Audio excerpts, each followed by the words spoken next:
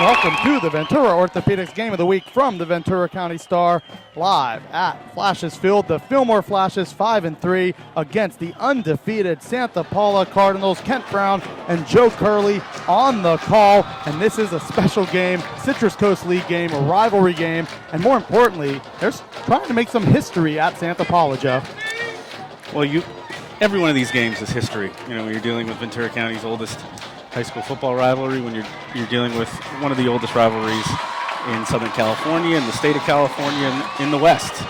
But when Santa Paula is 9-0 for just the second time in school history, the first time in 71 years, with a chance to go 10-0 for the first time in their history, then you really have history on their line. The interesting thing, these two teams, their trajectories don't really change much with this game.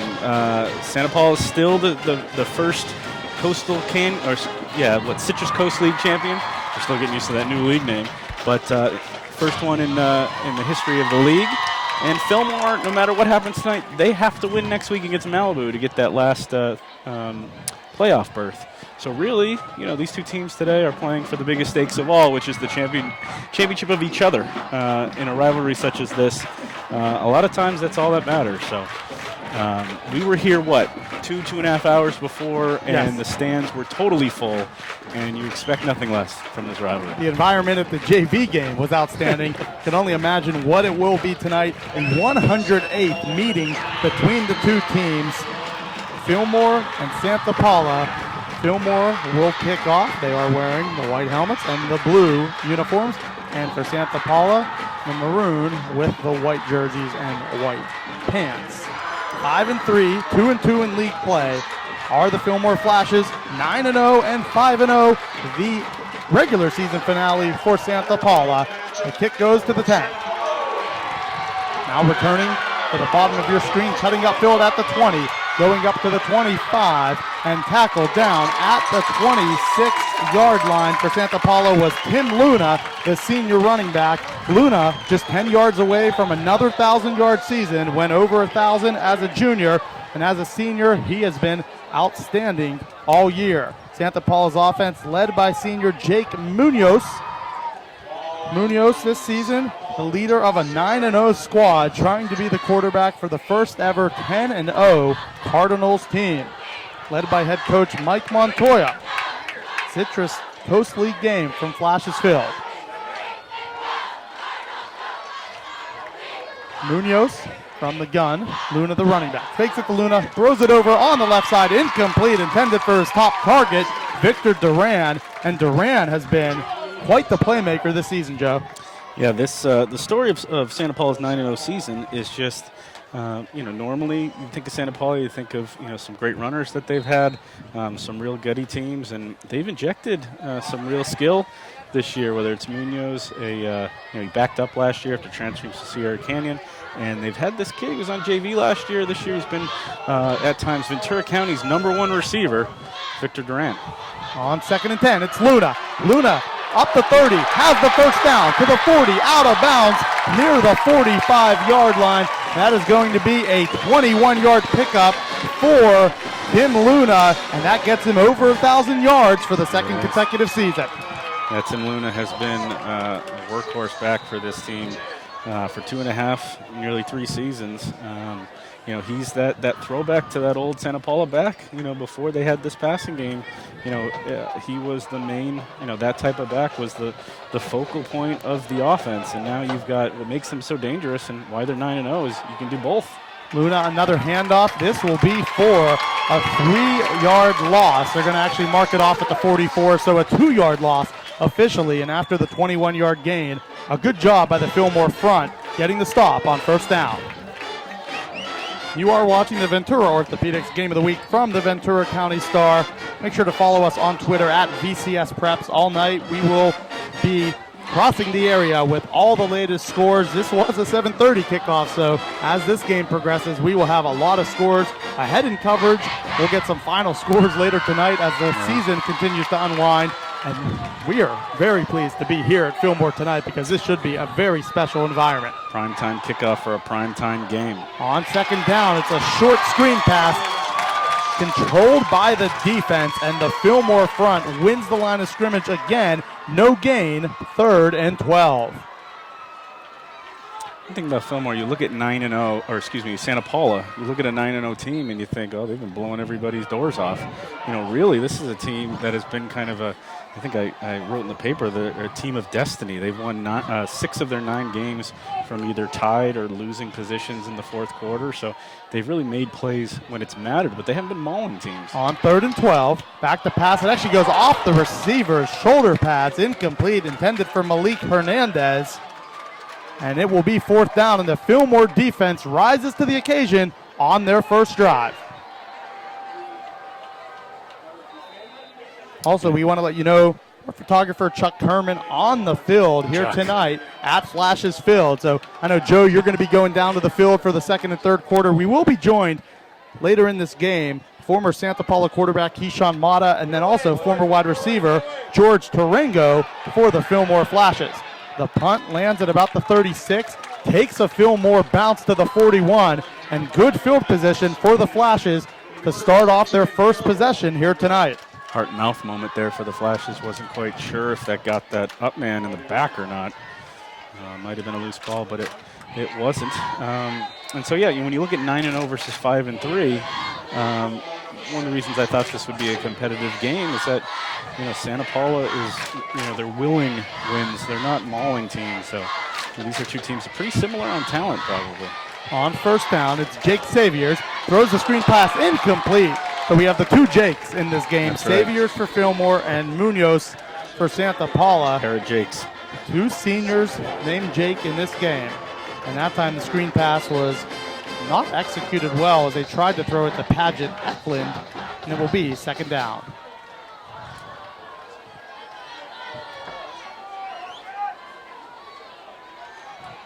Three wide. Two to the wide side of the field, one to the bottom. Man in motion is Shefferly. They fake the handoff. Now Saviors will take off. He's rolling to his right. He throws towards the sideline, and it is caught past midfield. The side judge will determine it is a catch, and that is a first down for the Fillmore Flashes, and a great grab on the sideline. I think this is the time where we crack open maybe the biggest storyline of this game. Fillmore coming off an 0-10 season with Jake Saviors at quarterback. Former Fillmore high coach Corey Cole as their head coach last year. Corey Cole went across town. He's now the quarterback coach at Santa Paula. Leading an undefeated team so far in this season. On first down, it's a good gain of 5, and it will be 2nd and 5 for the Flashes. And that's one thing about both these schools. They are the traditional, you grow up here, you play here, you stay in your area, you compete against your opposing rivalry guys from when you're all the way 5, 6 years old, all the way up until you graduate high school. So a lot of these teams build this rivalry from childhood, and it continues all the way up through their senior years of high school. On 2nd and 5, Saviors rolls to his left. There is pressure coming. Saviors will run out of bounds, and he will take about a 4-yard loss, and that time the pressure was coming from Angel Segovia for the Santa Paula defense, the senior defensive end, as he chased down Saviors, and it ends up being a loss of 5. It's 3rd and 10. So Saviors, bad experience in this game last year. He was knocked out with an injury, and now he's back. You've got this whole group. They went 9-1 as JV players as sophomores. Their lone loss was the Santa Paula. So some of them they're trying to do to them what Santa Paula did to Santa Paula what Santa Paula did to them as sophomores. 3rd and 10. Calderon in motion. They throw to Calderon. He turns up to 45, near the 40-yard line, diving towards the sticks. And it will depend on the mark. It looks like the linesman will mark it about 2 yards short, and it will be 4th and 2. And that time Calderon A nice gain, but unable to get to the intended first down mark. And now a decision upcoming for the Fillmore Flashes. So maybe a quick kick. I think your options here are. Or you try to draw them off and take the 5-yard penalty, maybe. See if they jump. Huddling, Saviors in the game, certainly lining up like they're going to run a 4th and 2 play. Normal punter is Ricky Calderon. Also does place kicking, returns punts, and slot receiver. He's everywhere on the field. And now a timeout called by the Flashes. And with that, we do want to remind you that Ventura Orthopedics is proud to support the collegiate and high school athletic teams in the community. The doctors serve as team's physicians for most of the high school and college sports programs in the area. Whether assisting with game injuries or cheering for players from the sidelines, the doctors at Ventura Orthopedics consider it a privilege to be part of the team. Also, tonight's broadcast is a product of the Ventura County Star, your local leader in high school sports for the Ventura County area. To support this broadcast and all of the year-round sports coverage by the sports team at the Star, sign up for a print or digital subscription to the Ventura County Star. Visit subscribe.vcstar.com to see all of our special offers. 8:41 remaining, first quarter. Locked up 0-0, sold out Flashes field. And we have the maroon on one side, the blue on the other here, just separating us right about at the 50-yard line. And this was a great environment. As you said, Joe, we got here about 2.5 hours before kickoff. On 4th down, Fillmore does go for it, and Fillmore picks up 3 yards. And that time they needed 2. They get 3, move the chains, and it's a Fillmore first down after the timeout. There's some gut. There's some in a position where you're playing the game that's going to make your season. David Tovar picks it up. 3-yard gain by Tovar. Thanks to our Fillmore spotters here. Yeah, that time they went quick out of the timeout. Needed 2, got 3. 1st and 10. There'll be a pass to the outside, and it is caught inside the 35, escaping a tackle down to the 28-yard line. And Fillmore wearing the blue jerseys with black numbers, so definitely a little harder to judge them in comparison to the Santa Paula Cardinals. And that time for Fillmore, it was a nice grab.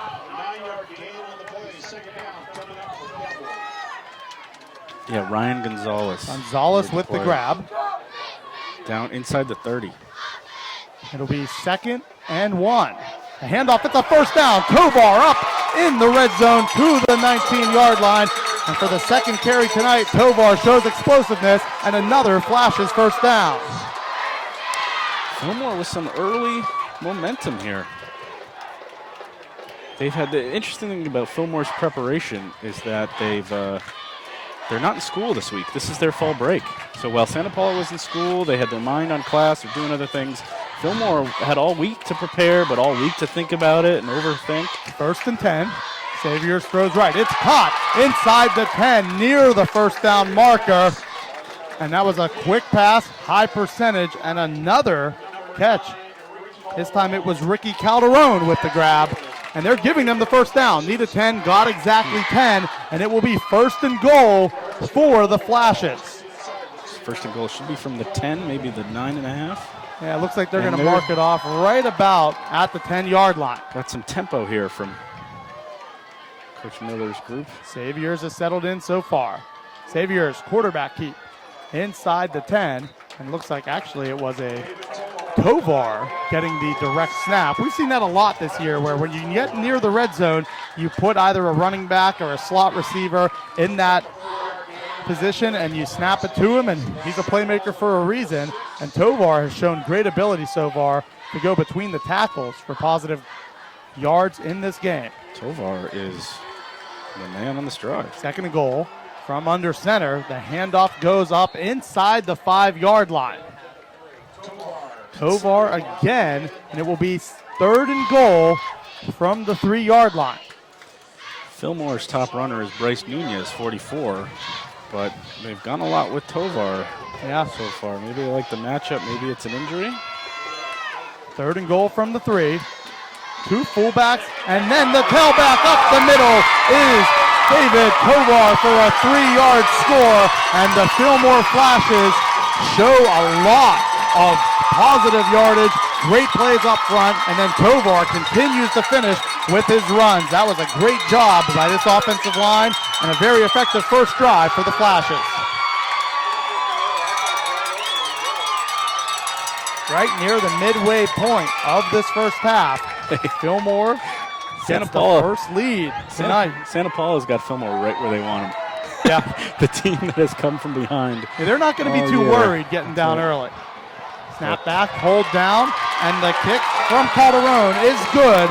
And with that, Fillmore 7, Santa Paula 0. And Joe, that was a great drive. You had to convert a couple third downs, convert a fourth down, and the offensive line really looked great in that opening drive. 12 plays, 59 yards. They converted 2 third downs, including the 3rd and goal from the 3.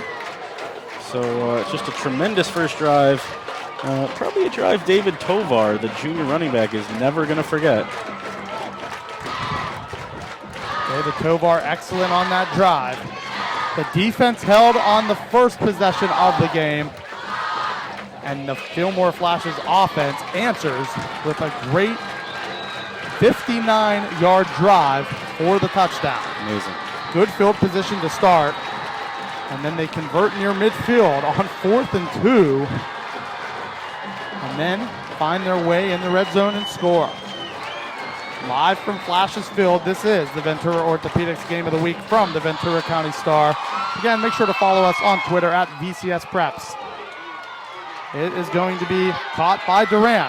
Duran breaks the 20, now to the 30. Duran near midfield. Duran with a blocker up the 40, to the 30, 20, 10, 5, touchdown.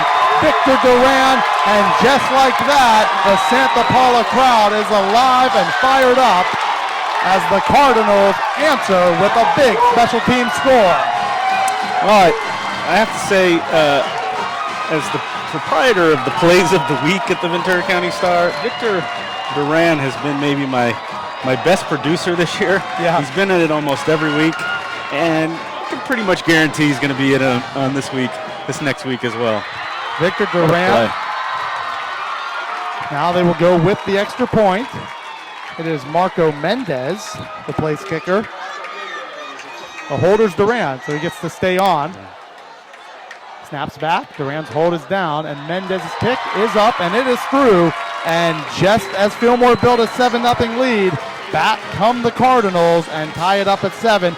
Got an 80-yard kickoff return from Victor Duran, and the Cardinals strike, and it's now locked up at 7. How about that for, you've got one of the fastest guys on the field, maybe the fastest guy in the field, but he's also the holder on kickoff. So you're combining the skill with the athletic ability. No wonder he's one of the top players, maybe the top player in the Citrus Coast League. Yeah, he's been outstanding all season.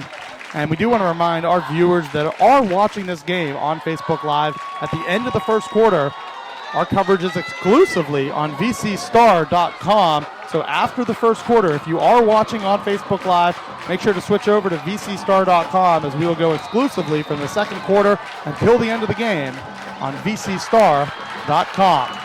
It's been an entertaining 6 minutes and 10 seconds so far. Yeah. The offense for the Santa Paula Cardinals has been off the field for a long time. This time the kickoff was short. It lands at about the 43, skips at the 40, and then goes out of bounds. So it will be very good field position once again for the Fillmore Flashes.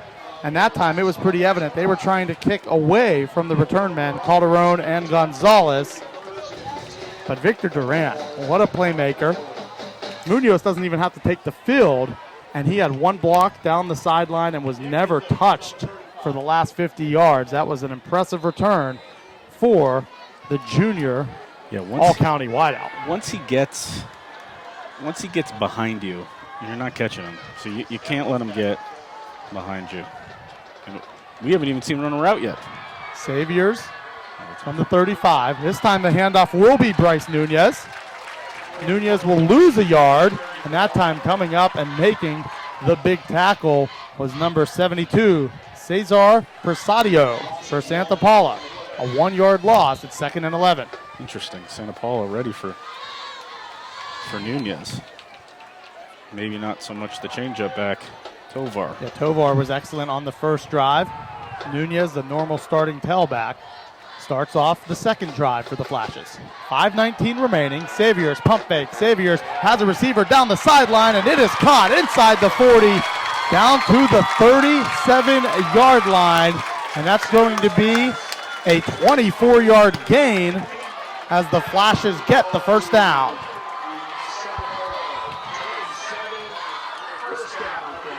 Paget Eklund on the reception on that play. And here comes Fillmore back again. Yeah. I can't even take notes. Right up quickly, trying to keep this tempo going. Throws the screen pass, has it to Calderon. Calderon inside the 35, a short gain of about 3. But in this position on the field, that's a smart play. You get it in your playmaker's hands, 3 yards on first down, and then 2nd and 7. You can't pop every play, but if you keep chipping, the chunk comes off. Laguna's out there at receiver right now, along with Jared Shefferly, and then it is Calderon at the top of your screen. Split backs. The handoff will be to Shefferly. Shefferly's also the backup quarterback. He throws it deep inside the 5-yard line, incomplete. A well-designed play, a good throw from Shefferly, but the defensive back closed at the last moment, and Calderon was unable to bring it in. And that's a smart play. You have Shefferly, who starts as a Sam linebacker, starts at receiver, and then you can use him as the backup quarterback in those type of situations, Joe. I like the play call, just unfortunate. The execution did not quite pan out. It's a good breakup by the defensive back there to get back and make something happen. 3rd and 7. Back to pass is Saviors. Saviors has his receiver inside the 30-yard line, and that is caught for a first down. A nice catch from Calderon, and that ends up being a 10-yard reception, first down for the Flashes. And 3rd down conversions now. They've been perfect all night. Well, when they didn't get it once, they got the 4th down after, so they've been very good on 3rd down. Well, they're 2 of 3, and they got it on the 4th. Yes. 1st and 10. Handoff goes to Nunez. Good tackle. Nunez, best run of the day for the junior running back. Picks up about 4 yards, and it will be 2nd and 6. I'm going to say 3 yards officially, so make it 2nd and 7. Nunez out. And now they will send into the game for Fillmore will be Ty Wyand coming in. Wyand getting his first offensive action. 2nd and 7. It will be a quarterback keeper from Saviors in the 20. So for 2 possessions for the Flashes, both have been in the red zone for Santa Paula so far here tonight. Yeah, I think that was that Wildcat thing with Tovar again. And then Justice Rodriguez also came in as one of the backs. Now they're into the red zone. It's another 3rd down, 3rd and 4. Tovar will remain in that position with Rodriguez to his left. Fillmore has definitely shown they can move the ball tonight. 4 wide. Tovar has it. Moving to his left. A lead blocker from Rodriguez. Tovar down to about the 11-yard line. They're going to mark him at the 12. It's another Tovar first down. And how efficient has he been tonight? Seemingly every time he's ran, it's either been for a first down or a touchdown. Yeah, he's made play after play, and game's not even a quarter old. Tovar and Rodriguez, the same package remains. They will spread the defense out with 4 wide. David Tovar has been the offensive star for the Flashes here tonight. This time he was met near the line of scrimmage, maybe a gain of 1. And that was another big tackle from Presadio, and it will be 2nd down and 10. Officially no gain. Now we have Saviors back in the contest. The snap is low. Saviors will pick it up, and he is met behind the line of scrimmage. Saviors cuts up to the 20, down to the 19. It will be a 5-yard loss, and Saviors did a heck of a job just to kind of get anything positive after he picked that ball up as it went on the turf underneath the his damage. feet. Yes, a That's 5-yard loss, 3rd and 15. That's a drive killer right there. You go from 2nd and 2nd and 9 to 3rd and 16. Ball on the 19-yard line. They need to get up to the 4-yard line for a first down. 7-7. 1:30 remaining in the first quarter. Back to pass to Saviors. Saviors, pocket holds. He throws it into the end zone. Incomplete. Nearly intercepted. And it will be 4th and 15. And now decision time. You bring in the kicker for the 32-yard. Actually, it'd be a 36-yard field goal. Or do you go for 4th and 15? It looks like the offense will remain in the game. The thing I don't like about that is you got to know if it's 4-down territory when you make the 3rd down decision. There's no need to throw it into the end zone on 3rd and 16 if you're going to go for it on 4th and 16. Right. 4th down.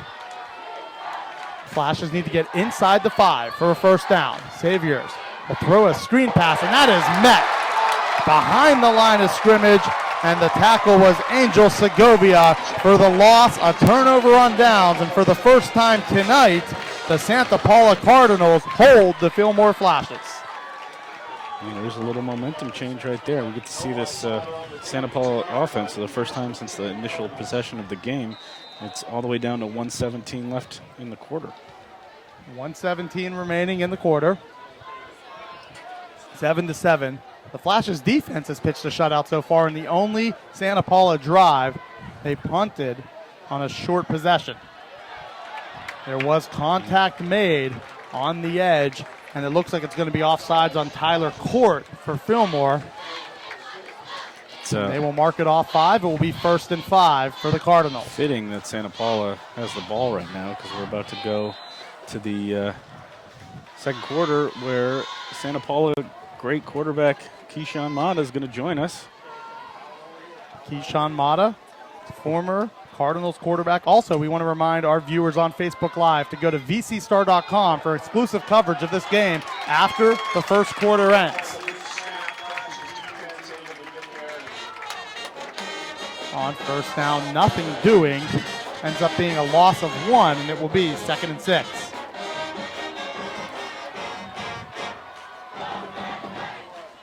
You are watching the Ventura Orthopedics Game of the Week from the Ventura County Star. Follow us on Twitter at vcspreps.com all night with all the updated area scores across Ventura County.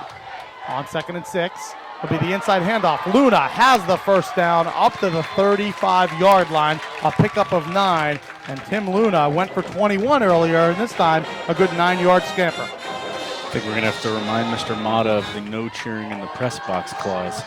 Well, I feel like for high school games, you just still living and dying in this game. Yeah, you graduated as a Cardinals quarterback 2 years ago. It's going to be hard to give up that passion.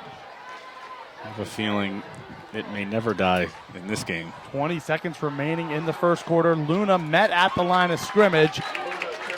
1-yard gain as the Fillmore front holds again. And that should be the final play of the first quarter. And Joe, you'll be back for the fourth quarter, and I have a feeling this game's going to be every bit as exciting when you join, but we will have former Santa Paula quarterback Keyshawn Mata joining us here in the second quarter. And again, if you're watching on Facebook Live, tune over to vcstar.com for exclusive coverage of this contest. End of the first quarter, it's Santa Paula 7, Fillmore 7. You are watching the Ventura Orthopedics Game of the Week from the Ventura County Star.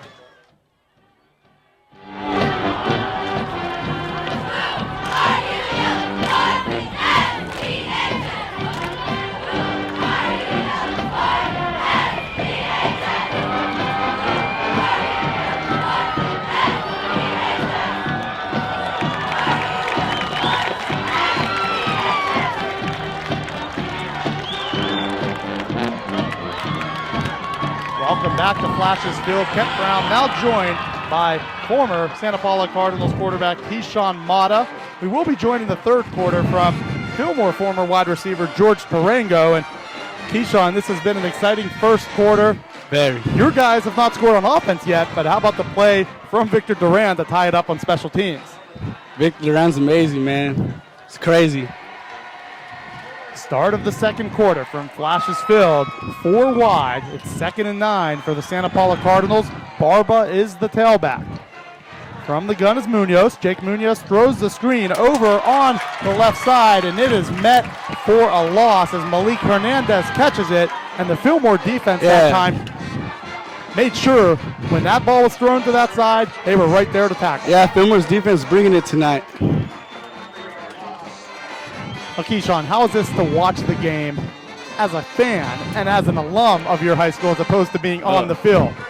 Very different, man. This is my first game actually watching a Fillmore Santa Paula game as a fan. And it's crazy because when you're on the field, you don't really hear all the fans screaming and cheering. But when you're out here as a fan, it's a lot different. On 3rd and 13, the pass is caught near the first down sticks as Munoz threw it across the middle. It looks to be about a yard short, and now it's decision time for Coach Montoya here. 4th and 1. You think they roll the dice and go for it? It looks like they're bringing Luna back out, which probably indicates the Cardinals are here to play. They're here to play today. Down. Here to play tonight. We got a good offensive line this year. Fillmore earlier went for 4th down near midfield and got it. Now Santa Paula trying to return the favor. On 4th and 1. There it is. It's by Munoz. Munoz keeps it, fakes the handoff to Luna, and gets the first down for a gain of 5. That's surprising right there. That's something we would run when I played. And you would have got it, right? Oh, most definitely, yeah. 1st and 10, ball is at the 49-yard line. You want to welcome in the audience from Facebook Live that's now joining us on vcstar.com. Kent Brown along with Keyshawn Mata, former Santa Paula Cardinals quarterback. Joe Curley will return in the booth in the 4th quarter, went down to the field here for the Star. On 1st down, it will be a loss of 1 as Fillmore's defense comes in and makes the play again. Their defensive line looks tough tonight. Now that was made by Nick Jimenez, the sophomore defensive tackle. Fillmore and Santa Paula, 7-7 second quarter, and you guys trying to go for the first 10-0 season in program history. 71 years it's been since their last 9-0 start. Yeah. And you have to do it against your rivals. Long time. 2nd and 11, Barba back in as the running back. The handoff goes to Barba. Nothing doing. Another loss as his defensive line suffocates the line of scrimmage, and there were about 4 blue jerseys there to eat up that run. Yep. Like I said, Fillmore's defense came to play tonight. Both defense came to play tonight, actually. This game's going to go down to the wire, whoever scores last. Now there's an injury down on the field, and with that, we do want to remind you that with 20 doctors in 5 locations in Ventura County, all with one goal in mind, to get you back in the game. Ventura Orthopedics specializes in sports medicine, general orthopedics, pain management, pediatric, and MRI. Ventura Orthopedics offers exceptional therapy services featuring 26 highly skilled physical and occupational therapists. Learn more at venturaortho.com or call to schedule an appointment at 800-698-1280. That's 800-698-1280 or venturaortho.com. Also, tonight's broadcast is a product of the Ventura County Star, your local leader in high school sports for the Ventura County area.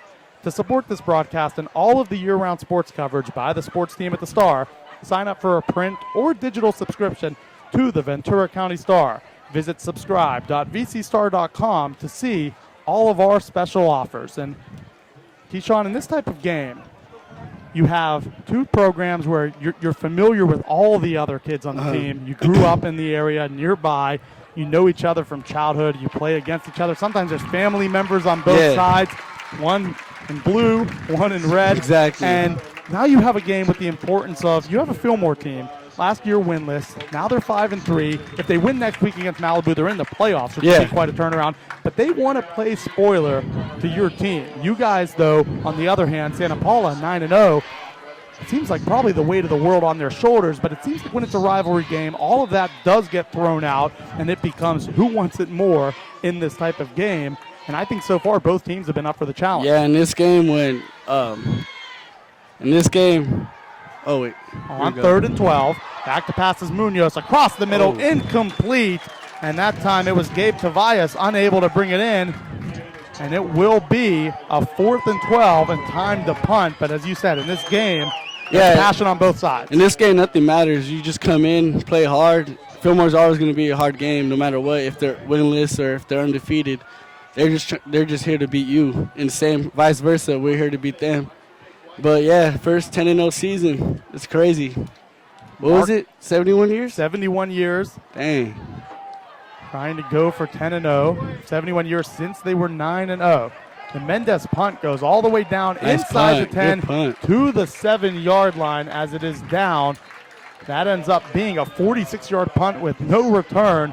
A great job by Mendez, and Fillmore will take over from deep in their own territory. Nice and with punt. that, you have to think the defense for Santa Paula here, you bring the pressure and try to force a turnover and get things going the offense's way. But so far for Santa Paula, Fillmore's defensive front has looked very good against that offensive line. Yeah, they came to play tonight.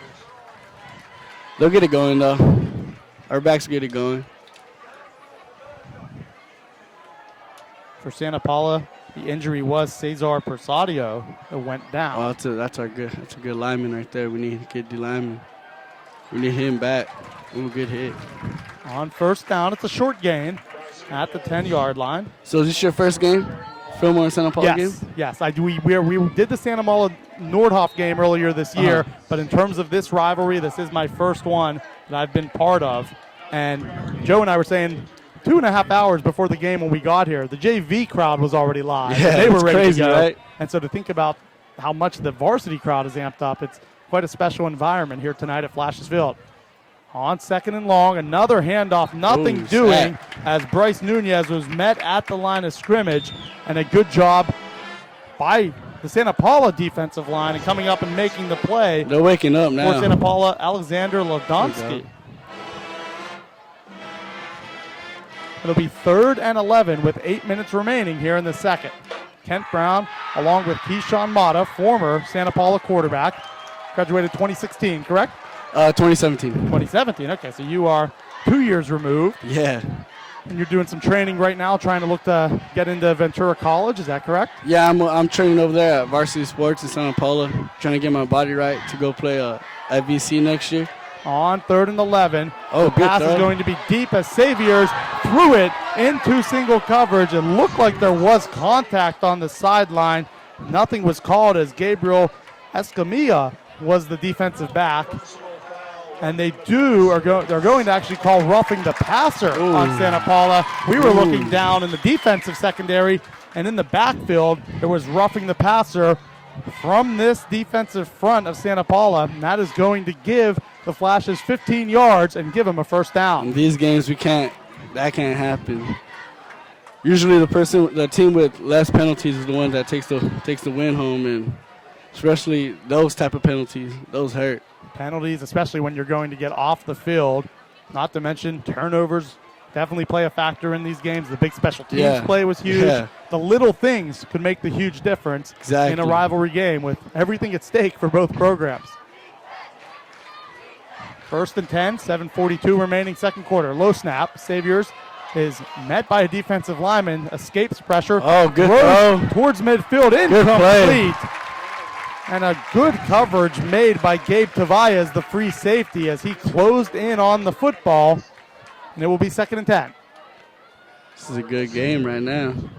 Yeah, we had almost no doubt it would be. Yeah. I think in the pregame, game. We met up here, myself, you, Joe Curley, and George Tarango, and we went over a couple of the storylines, and we were all very excited about what this game could be. And so far, we're seeing both teams bring about close to their A game here in the first third of this contest. 2nd and 10. Saviors hands it off. It's going to be a 2-yard gain as Bryce Nunez goes up the middle for the short gain. And another good stuff from the defense.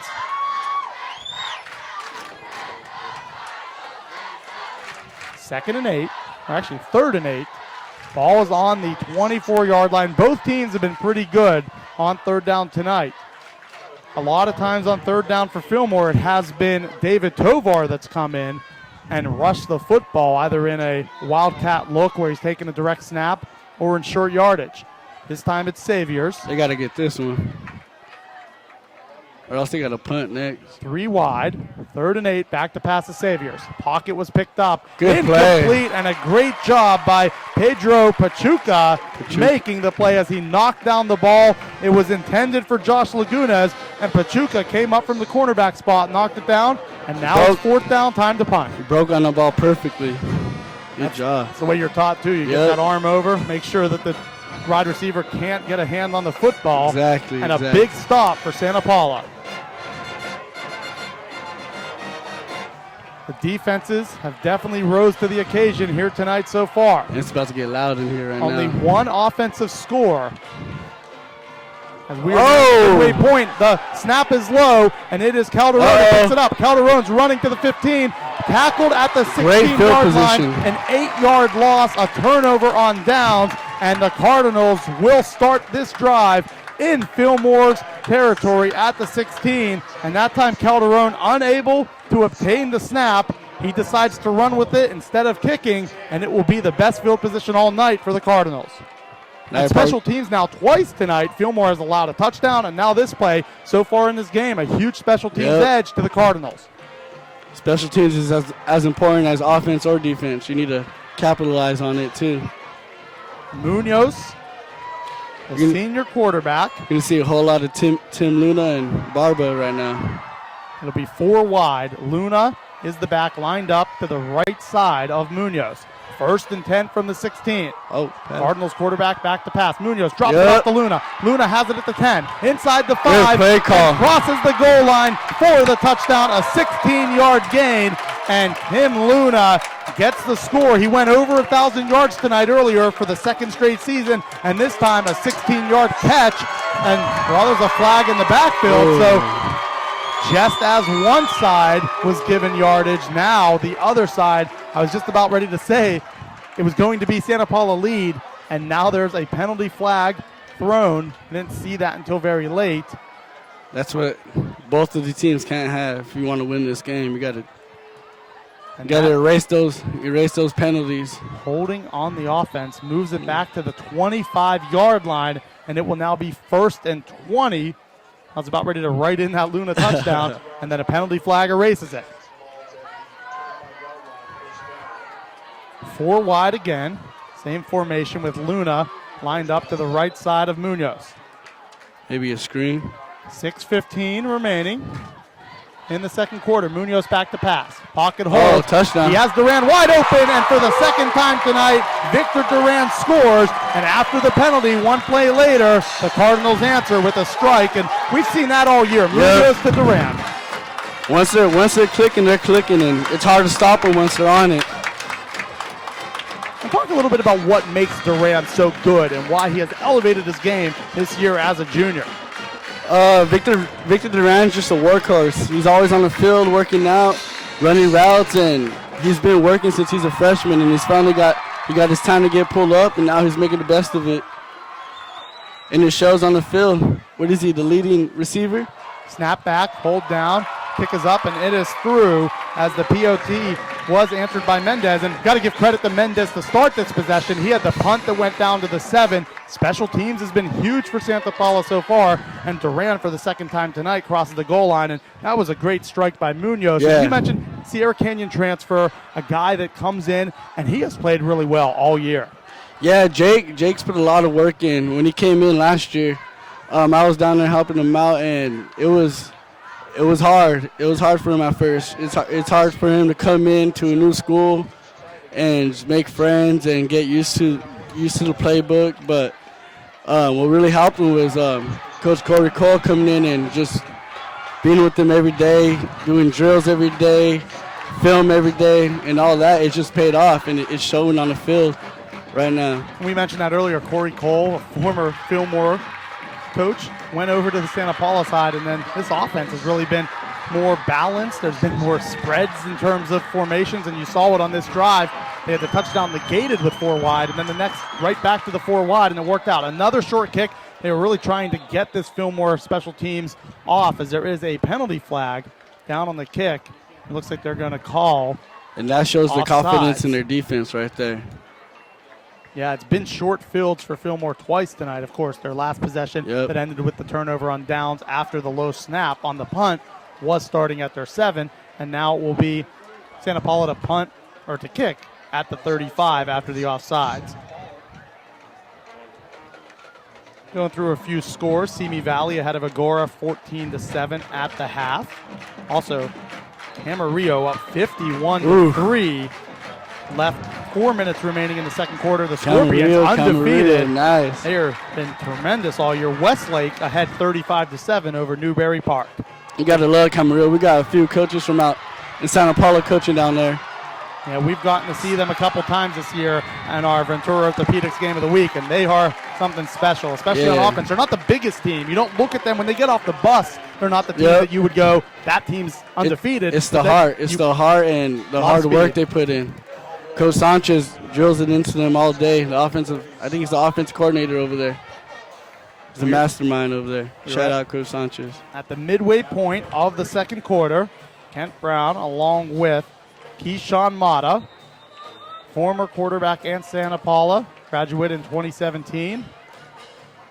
And like you said, this is your first one watching from the stands, or especially in the booth, when you get to watch this game and see these two teams go at it. It's crazy. I miss being out there. Santa Paula leads 14-7. This time it was a short handoff to Nunez. He picks up 2.5 yards, and it will be 2nd and long. When these games happen, when it's rivalry games like this, and you go in now, whether obviously they weren't undefeated any times when you were playing there heading into this game, but you guys definitely have won 3 straight in the series. So in your final game, you did get the victory against Fillmore. How's the emotions in that game all day leading in different compared to every other game that season? It's not even just daily. It's that whole week you're preparing and just focus on Fillmore every day. It's actually from when you start summer, that's marked on your calendar, Fillmore, and it's from that week on, you're just preparing for them, and it's hard to prepare for them because how hard, even the hardest you even though that you prepare so hard, Fillmore's always going to play a good game, their best game against you, and it's just tough. Like my last year, we were down, I want to say like 14-0 at halftime. Jones Tarango was amazing that game, but we came out of our funk and we got the W that year. On 3rd and 5, the pass is caught on the sideline. They're going to say incomplete as it was caught out of bounds. A great grab by Calderon nonetheless, but a good job by the defensive secondary to make sure he did not get a foot in bounds. And it is time for another Fillmore punt. And with 4:35 remaining in the second, a chance for Santa Paula to build on a 7-point lead. To recap how the scoring has went in this game, Fillmore scored first, led 7-0. Santa Paula instantaneously returned the kickoff for a touchdown, 7-7 at the end of one. And then in this quarter, just on their last possession, Fillmore had a bad punt, and then it was a quick drive as Duran this time will move away from it. And ultimately, Duran had the second score, and it was 14-7. But a good punt from Fillmore, and it will be Santa Paula taking over at their own 17. So how do you feel? How are you liking this game? The atmosphere. The atmosphere is great so far. When you look at the sold-out crowd, we do a lot of these games. We have great crowds. This has been right there at the top. In fact, this has been, in my opinion, the best crowd. And then everybody's on our side. You have the bands playing. You have the fight songs going that get everybody ramped up. Each crowd certainly into this contest. And the fact that it means so much for both teams. Fillmore 1 win away from a playoff spot after a winless season. Santa Paula going for their first undefeated year. There's so many storylines here. And on first down, it's Luna punishing again between the tackles. Tim Luna just lowers that shoulder, and he almost never goes down on first contact. Big boy. Started at the 17, up to the 31, a 14-yard pickup, and Luna continues to rip off long carries. That's a big boy right there. Once he gets going, it's hard to stop him. No leg tackles on him for sure. Yeah, 5'10", 195. Barba replaces him, Jacob Barba, the senior in the game. 4 wide again. 3 to the top of your screen to the wide side. Nothing doing as Barba is met by about 2 or 3 blue jerseys, and Fillmore's defensive front holds on first down as Nick Jimenez comes in for the tackle. You know what's crazy? They used to put bleachers on the other side, so it would be way more packed than this, and those are crazy atmospheres during those games. I like now for the first time, they have a big F up on the mountain across from us for the Fillmore Flashes that was added this summer. I was told here up in the press box, first year that has happened. It's pretty cool. Little cool addition. Yeah. Just above Flashes field. On 2nd and 10. A 1-yard gain. Fillmore trying to get the ball back down 1 score, and it will be 3rd and 9. Their passing game's clicking. They need to get back to that. Yeah, you have to think they might call number 1's number here as Victor Duran is the top playmaker. Why wouldn't they? We've seen a lot of Duran. Tavias Hernandez has been targeted a couple times. It's a good little receiving corps right here. 3rd and 9, 2:49 left in the second quarter. Kent Brown joined by former Santa Paula quarterback Keyshawn Mata. Oh, Pass and pressure. knocked down is Munoz. He is sacked in the backfield as Tyler Court, the junior, comes up, meets the quarterback, knocks him down for the sack, and it's a huge loss and 4th down. You got to punt. And should be very good field position awaiting the Fillmore Flashes. A loss of 7. It will be 4th and 17. And now they'll send 2 return men back. Victor, and it will be Ricky Calderon and Ryan Gonzalez, 2 receivers that have already made some catches here tonight. The punt is Mendez. Short punt. It is fair caught by Calderon at the 46-yard line. And then a little bit of chirping coming in. And Flag. No, it doesn't look like they're going to throw the flag. Pleading for it. It's like Malik. Yeah. Malik Hernandez was trying to get one. He was pushed and shoved right in front of the referee, but they decide to not call a penalty. And it will be great field position for Fillmore. Could have even been 15 yards further back had they thrown that penalty. So a fortunate break here. They got to take advantage of that. 1:59 remaining. 2 timeouts for Fillmore. 3 timeouts remain for the Santa Paula Cardinals. Late stages of the second quarter. From Flashes Field, you are watching the Ventura Orthopedics Game of the Week. On 1st down, they do a pitch play to the short side of the field. Good read. Coming up and making the tackle for the Santa Paula defense was Christian Marcelino, and it's a huge loss, 2nd and long. Both these D linemen are just tearing it up right now. It has been a very good defensive game on both sides tonight. It's going to be a 5-yard loss, 2nd and 15. Tovar is the tailback. Tovar has been the more consistent back here tonight out of the 2 between he and Nunez. Fake the screen to Tovar. They now throw to Calderon. The defense is waiting for it and nothing doing. And the defense, the outside linebacker Elijah Sanchez came up, read it perfectly, and made the tackle in the backfield. These 2 teams are very young too as well, so you're going to be seeing good games for the next 2 years, 2 or 3 years. It's going to be great. 1 minute remaining in the second quarter. Now under a minute. It is 3rd and 16, and it almost looks like the Flashes are in no hurry to get this snap off. Maybe conceding, saying we'll take a 14-7 deficit at the half unless we complete something here for a 1st down. The clock continues to wind. It does look like I would go for it, score, and you get the ball back. It looks like Coach Miller will call a timeout here with 34 seconds remaining here in the second quarter. And we do want to remind you that Ventura Orthopedics has one goal: to get you back in the game. The doctors are well versed in the special orthopedics needs of both the amateur and professional athlete. Many of their physicians currently serve as team doctors for most of the area high schools and community college. 20 doctors, 26 physical therapists, all with an athlete's best health performance in mind. Learn more at VenturaOrtho.com today or call to schedule an appointment at 800-698-1280. That's 800-698-1280 or VenturaOrtho.com. Tonight's broadcast is also a product of the Ventura County Star, your local leader in high school sports for the Ventura County area. To support this broadcast and all of the year-round sports coverage by the sports team at the Star, sign up for a print or digital subscription to the Ventura County Star. Visit subscribe.vcstar.com to see all of our special offers. That's subscribe.vcstar.com. 3rd and 16 for the Fillmore Flashes, trailing their rival and undefeated Santa Paula Cardinals, 14-7. Back to pass is Saviors. Pocket breaks down. Saviors rolls to his right. Saviors keeps his head downfield. Now he will take off and run the football, getting back to the original line of scrimmage near midfield will be knocked out of bounds at about the 48-yard line. Ends up picking up about 7, but it still is 4th and 9 with 24 seconds left. The clock is stopped, and the Santa Paula Cardinals might have one more chance here, all 3 timeouts remaining, to try to get a score. They've been pretty good on special teams tonight. That's been the difference here tonight so far. Special teams has been overwhelmingly won by the Santa Paula Cardinals. And when you have a 7-point cushion, special teams has been the difference. That's something. Good snap. Calderon is going to punt it inside the 25. It now takes a Fillmore bounce to the 22-yard line, officially at the 23. And with 15 seconds left here, I would not be at all surprised if Coach Montoya just tells Munoz, take the knee and get to the half up 7. Yeah, that's something Coach Montoya preaches, special teams, special teams, special teams. When I was playing, we'll go 30 minutes on special teams every day just to get it down and packed, and just to.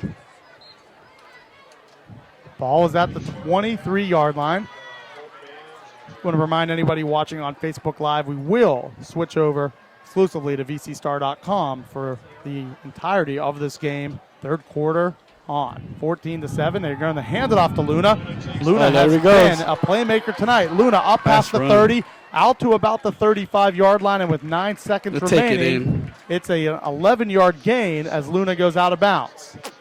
Tim Luna gets over 1,000 yards tonight on his first carry, the second time in his high school career, back-to-back seasons with over 1,000 rushing yards. 9 seconds remain. Cardinals ball on the 34. That's something that we always have at Santa Paula. We always have good running backs, so that's good. That's good for him to be in that club. Yeah, Luna really rising to the occasion these past couple seasons. 14-7, the Cardinals lead, trying for their first undefeated season. It's the first time they've been 9-0 in 71 years. It's a bad snap, and falling on it is Munoz, and that will be the final play of the second quarter, a near disaster. But going into the locker room, it is a 14-7 Santa Paula lead over Fillmore, and that's going to do it here for our second quarter. Keyshawn, thank you so much for coming on. I'm glad. Hopefully you enjoyed your first broadcasting experience, and good luck in your training as you get ready next semester to get over to Ventura College. Thank you. I hope I get like you in this. Absolutely. We are pleased to be joined. Make sure to tune back in if you were watching on Facebook Live. We will be on vcstar.com exclusively in the second half, and joining us in the third quarter will be former Fillmore wide receiver George Tarango. It's halftime, 14-7. Santa Paula leads over Fillmore. You've been watching the Ventura Orthopedics Game of the Week from the Ventura County Star. This time, let's welcome both our visiting guests from Santa Paula and the Fillmore Flashes cheer squad is in midfield for halftime performance, followed by the bands from both schools.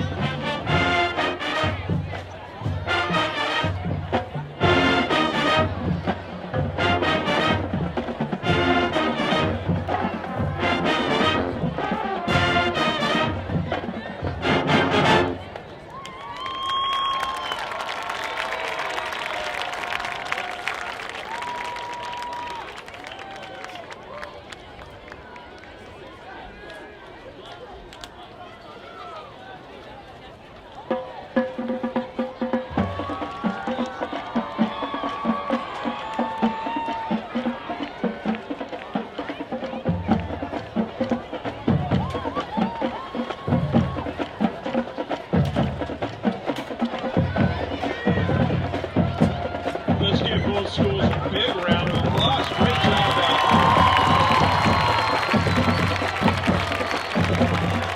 Hey, don't forget the 50-50 raffle coming through the stands. 50-50 raffle. Put your money up. Somebody will take it. Make sure they give you a ticket.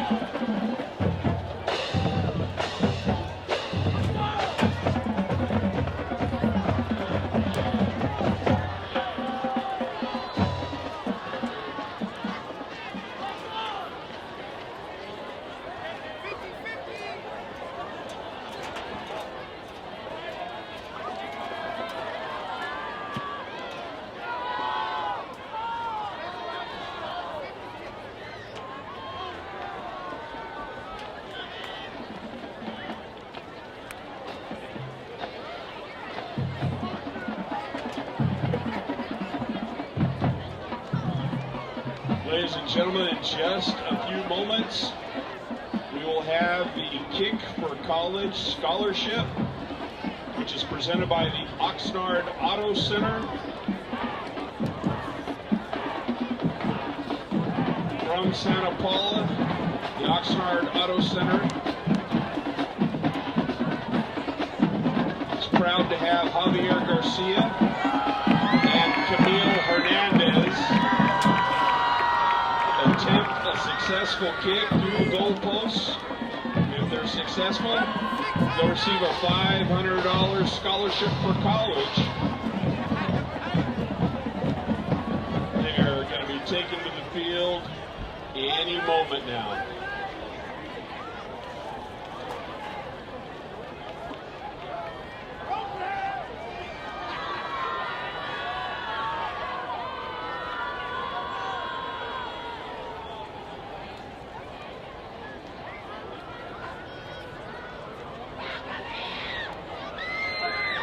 The banners are up. It must mean it's official.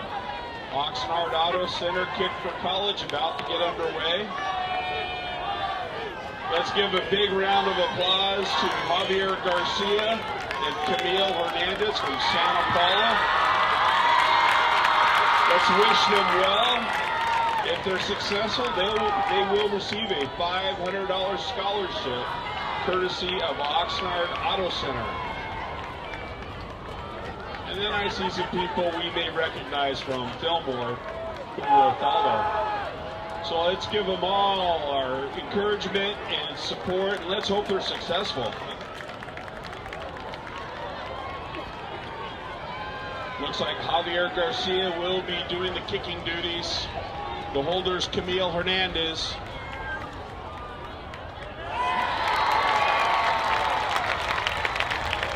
There's high fives going on. I'm going to call that good. It looks good.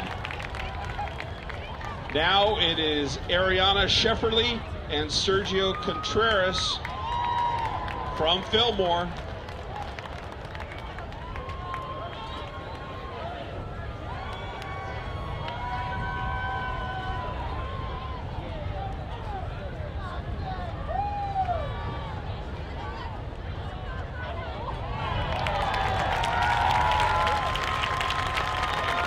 I see high fives. Hey, let's give both teams a big round of applause. Congratulations on your $500 scholarships. Let's give a big hand to all our seniors and to the Kick for College, brought to you by Oxnard Auto Center. Second half of the contest about ready to get underway. 108th matchup between Fillmore Flashes, Santa Paula Cardinals.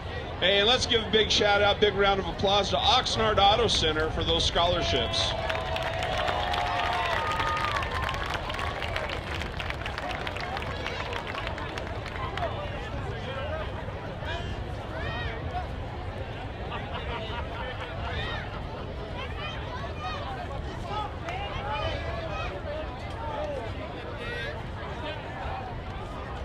Let's not forget the 50-50 coming through the stands.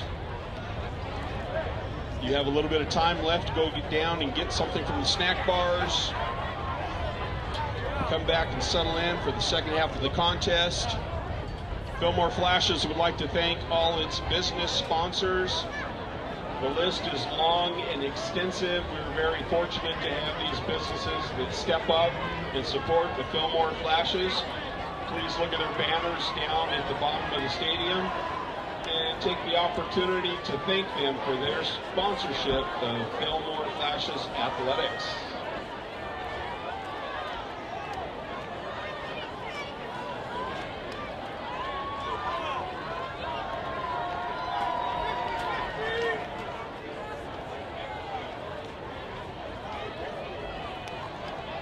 And once again, the band boosters have a burger benefits down at Carl's Jr. Carl's Jr. will be open tonight, and I believe next week till midnight. Make your way down. I believe 25% of the proceeds come back to the program, so that's a great way to help Fillmore Flashes Athletics and get a burger.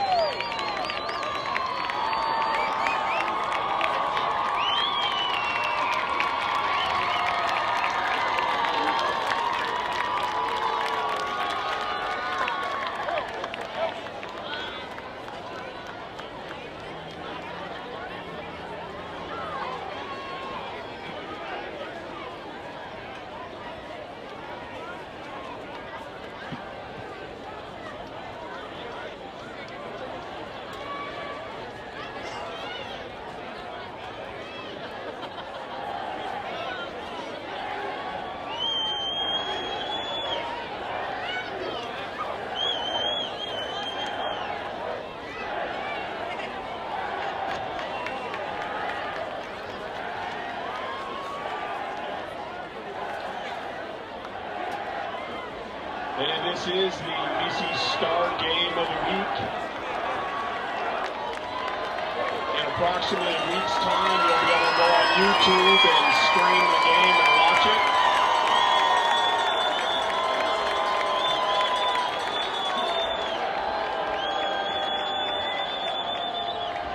The game will be re-streamed on YouTube. Just look for that. That'll take place in about a week. And here come your Fillmore Flashes.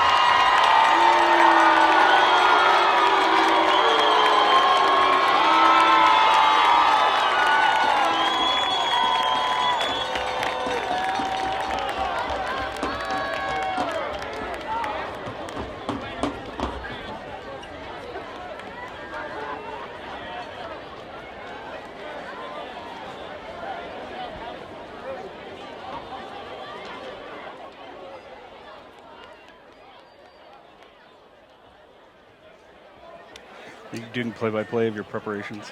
Welcome back to the Ventura Orthopedics Game of the Week from the Ventura County Star, Kent Brown, Joe Curley, and now joined by former Fillmore wide receiver George Tarango, is up at Fresno State now, is definitely one of the key playmakers in the series for several years. We just recently, in the second quarter, had Keyshawn Mata, the former Santa Paula quarterback. And George, I'll start off with you. Since you are a Fillmore alum, you know how much this game means to you. Oh, yeah. What did you see in the first half from this game? It's a 7-point difference, but it does seem like maybe special teams were the key component to why the Santa Paula Cardinals lead. Right. A lot of mistakes on both teams. It's just got to come down to the wire, man. I mean, like, there's too many mistakes on special teams from Fillmore, and I bet you at halftime the coach told them that they probably have to limit on the mistakes, and I mean, like, the team with the least mistakes are going to win this game. What kind of special teams did you do here? Did you return? Did you block? Actually, my junior year, I was a long snapper. I was the kick returner. I was That's I was still more stuff right there. I was on field goal team. Like, my junior year, we had about like 20 players on our team, so I had to like, contribute to the team Pretty as much everything. as I could. What was the one special teams you didn't? There must have been one thing. Like I was punt, on every. coverage, I did punt. every play. I'm pretty sure on my junior year. Yeah. Was there a game you were out there for every play? Yeah. There was a couple of games I was out there for every play. Wow, that's pretty money. I was tired by the end of the game, man. Yeah, the one team I wasn't on was field goal. Yeah. I wasn't on field goal. That was my one time to rest. Yeah, man. Especially a long snapper, man. Like, it's if you mess up that snap, man, it's trouble. That's amazing. Yeah. Hey, long snapper. You should walk on you put on about 100 pounds. Yeah, I gotta get in the gym, man. Walk on in Fresno State. Yeah. You can make some money with long snapping. It's a possibility, yep. Were you good, or was that?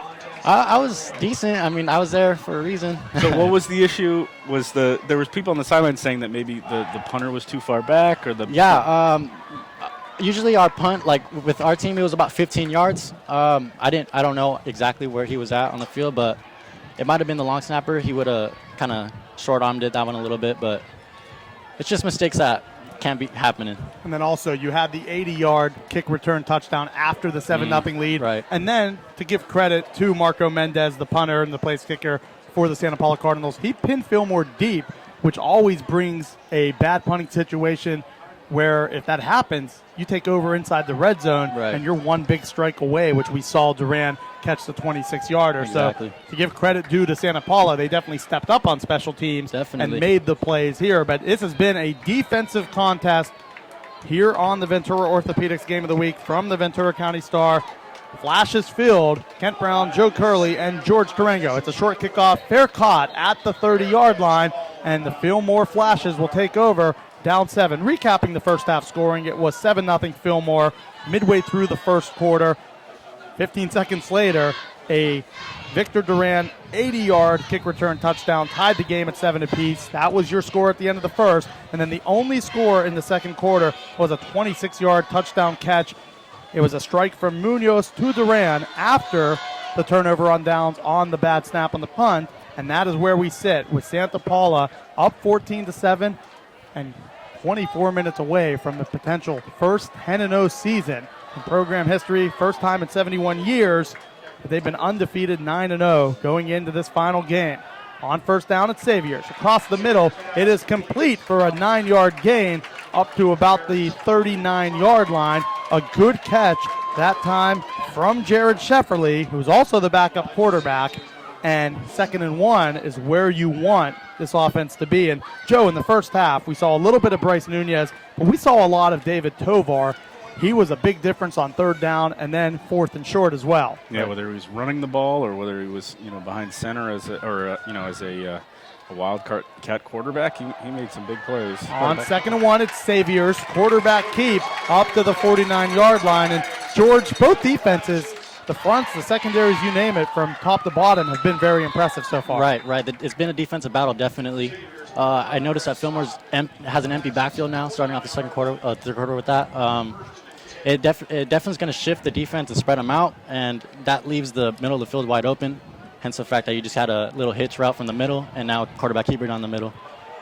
1st and 10 for the Fillmore Flashes. Empty set again, 5 wide. Near midfield, ball at the Fillmore 49. Saviors from the gun. Good pocket. Saviors will take off, and now he is sacked at the 44. Danced in the backfield for a little bit too long, and eventually it was a Santa Paula defender coming up and making the play. Jonathan Govea with the stop. Right. That time, I think the quarterback held the ball a little bit too long. I bet you he could have checked down to his receiver on the left side, and that would have been just a nice and easy play right there. But the defense for Santa Paula is definitely bringing it today. The defensive line stepping up. A 5-yard loss. 2nd and 15. 9:50 remaining here in the third quarter. Man in motion is Tovar. It is Saviors with the keep. Saviors stiff arm at the 47-yard line. Only a gain of about 3.5, but a good job by Saviors on that play, George, to move away from the pocket and then knock a defender down with the stiff arm. Right. The receiver in motion went to the left side of the field, leaving the right side a little bit more vacant. Looks like they're going to the weak side of the field a lot more now. But what a great stiff arm. What a great play. What a better play by the defense to stop him short. 3rd and 12. It is long yardage. They have to get all the way up to the Santa Paula 41 if the Flashes want a first down. Saviors rolls to his left. Nice. Shakes away from the defender. Will take off. Up past the 45, inside the 44-yard line, but a few yards short of the first down. And that time, coming in, trying to make the play for Santa Paula was Ramon Espino, who was able to pump fake it away from him. But the defense does hold. It looks like it's going to be 4 yards short of the marker and it's 4th and 4. What I like about Saviors, man, I don't know about you guys, but he reminds me a lot about Patrick Mahomes. He's not afraid to run the ball.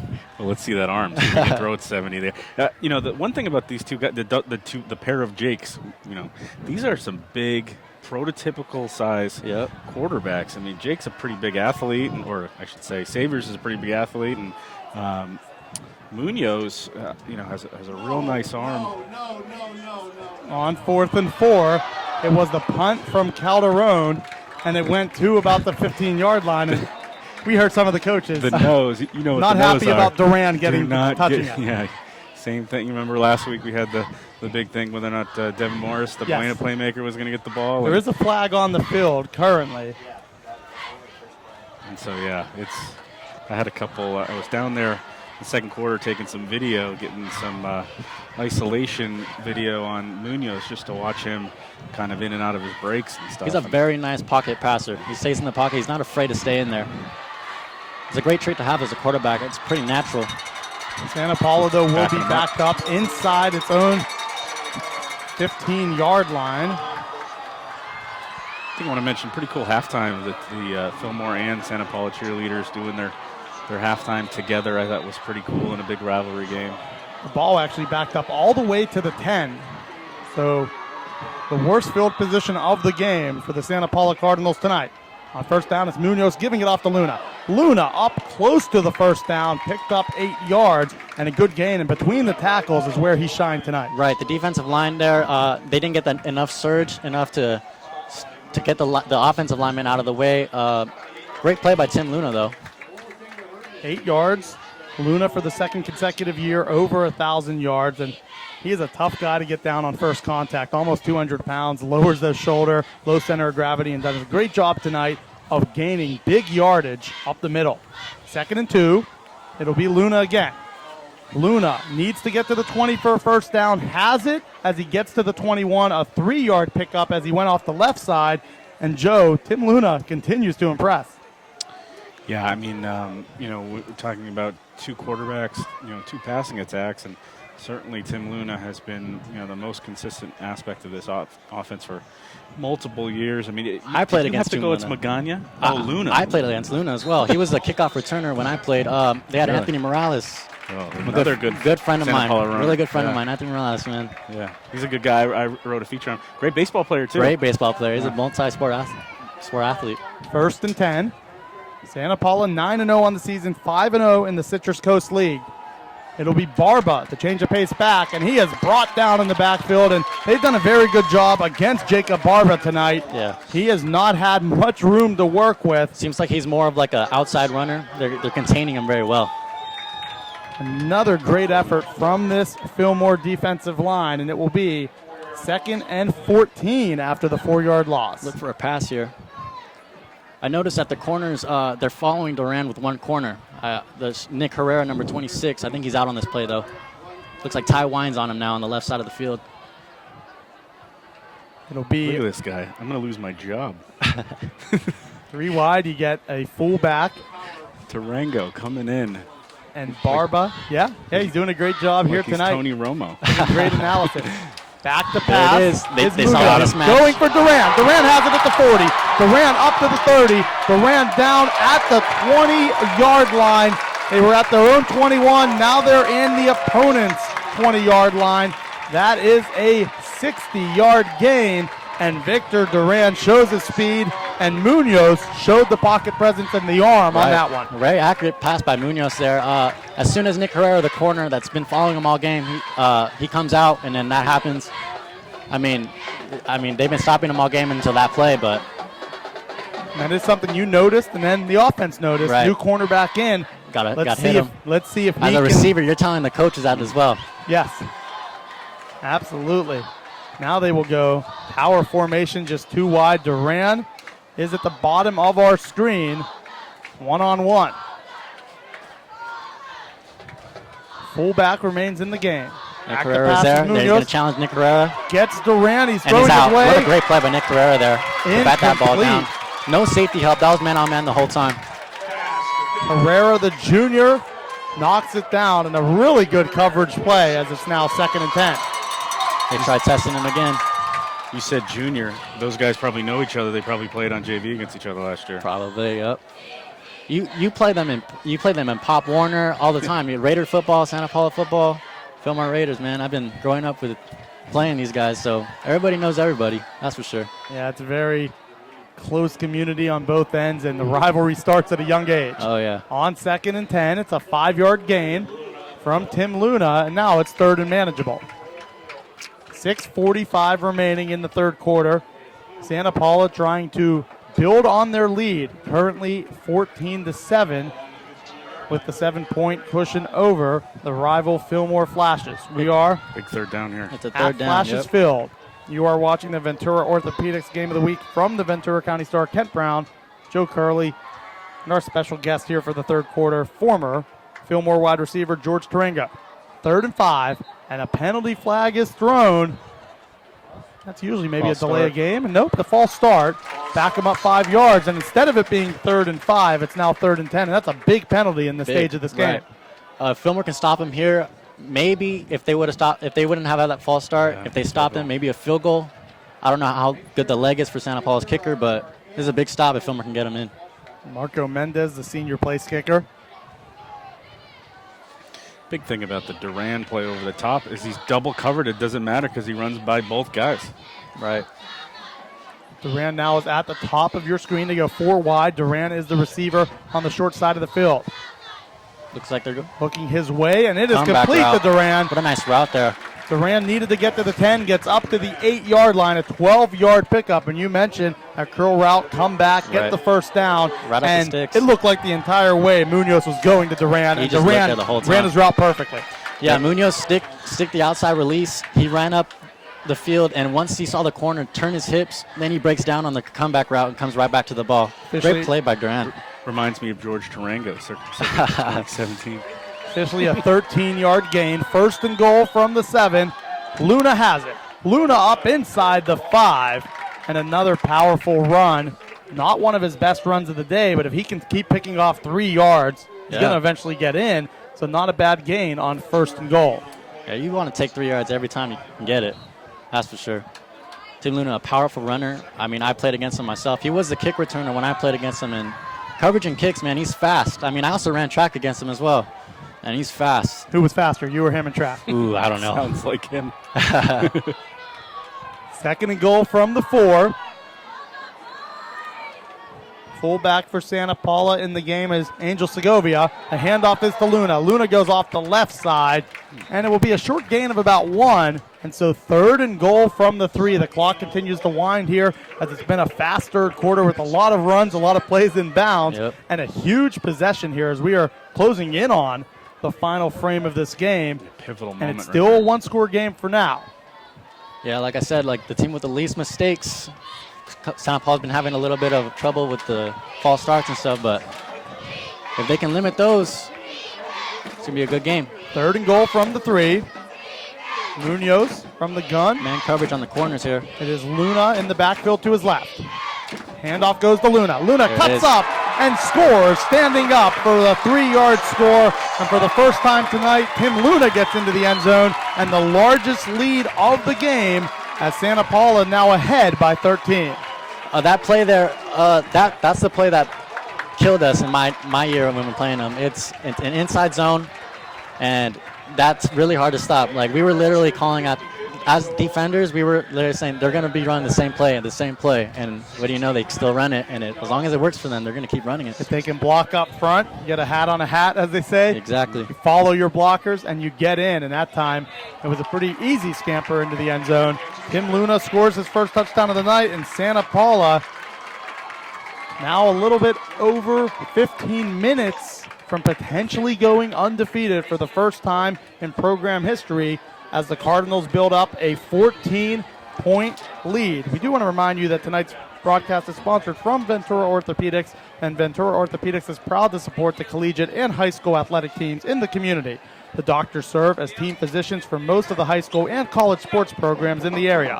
Whether assisting with game injuries or cheering for players from the sidelines, the doctors at Ventura Orthopedics consider it a privilege to be part of your team. Today's broadcast is also a product of the Ventura County Star, your local leader in high school sports for the Ventura County area. To support this broadcast and all of the year-round sports coverage by the sports team at the Star, sign up for a print or digital subscription to the Ventura County Star. Visit subscribe.vcstar.com to see all of our special offers. That's subscribe.vcstar.com. Well, I'll say this. I'll have to go through the box score. I don't know how many double-digit leads Santa Paula's had this year as a team that's come from behind, come from tying positions to win.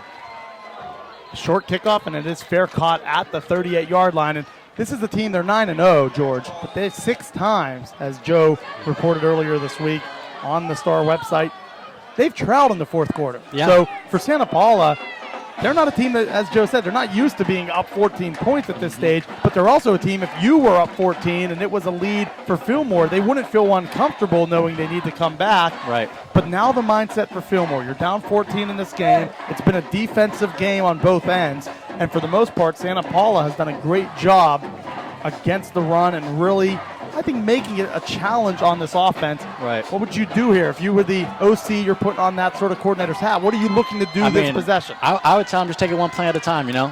That's all you need to do. Take it one play at a time, and surely but surely, you'll get there. Nunez is the back. Nunez has a nice game, probably his best of the day. We saw Tovar in the first half be excellent, especially on third down and fourth and short. Right. But Bryce Nunez has been the guy so far this season, and on first down, he had a really nice carry there of about 7 yards. Yeah, Bryce is just a powerhouse, man. Him and Tovar together, and it's really hard to stop them both. They'll run through you, they'll run around you, they'll run back through you, man. It's hard to stop them. It's a massive drive here for Fillmore. Second and short, Fillmore trails by 14 points. 4 minutes remaining in the third quarter. Saviors back to pass. A great pocket. Now if the pocket breaks down, Saviors rolls to his left. Great throw. Gets his feet set Shefferly. and completes it to There it is with a Shefferly. block.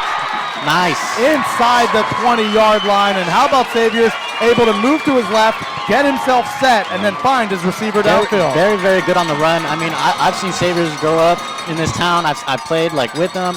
He moved up his sophomore year to varsity. He didn't play very much, but in practice I could see him working. And man, it's great to see that he's molded into this kind of athlete that he's now.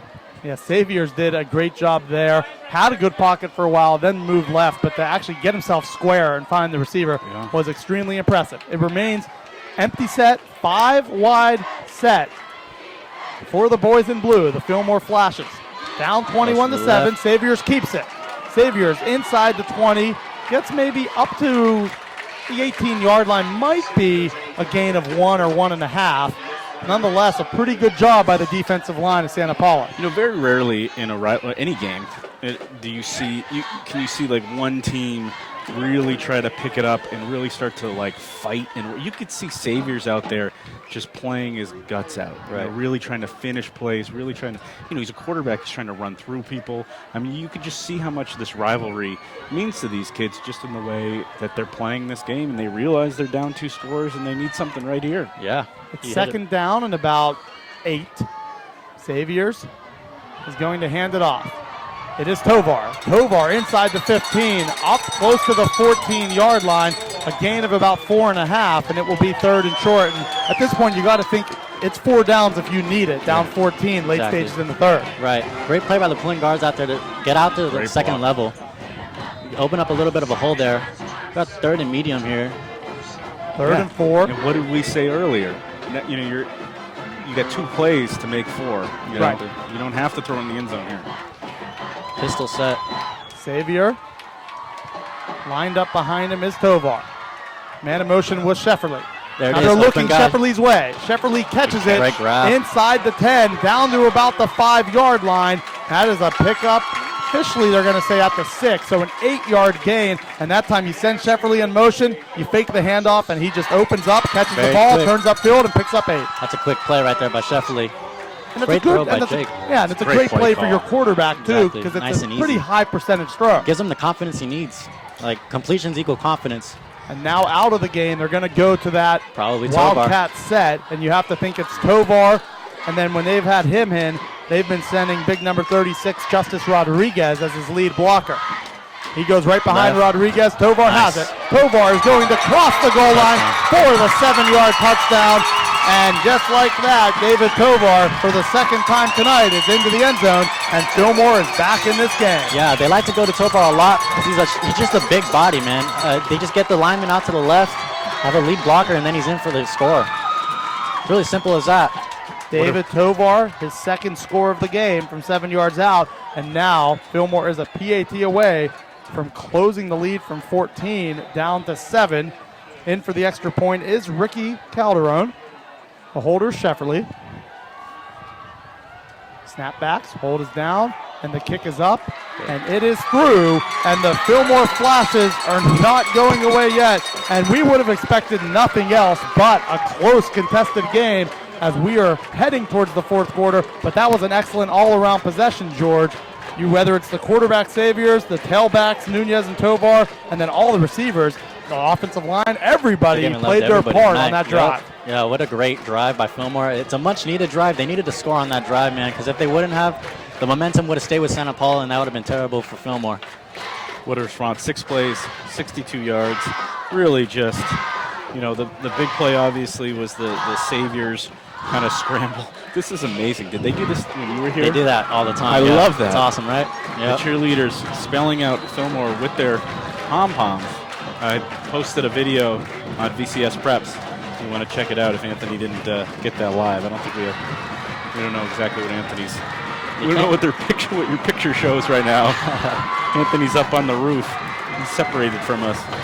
If they were smart, they would kick it away from Duran this time. Yeah, I have a feeling that's what they're going to try to Pooch do. kick. It is a short kick, and it goes to the 34-yard line, and then out of bounds for Santa Paula is Christian Solis, as it is a short kick, but you do keep it away from the playmaker Duran.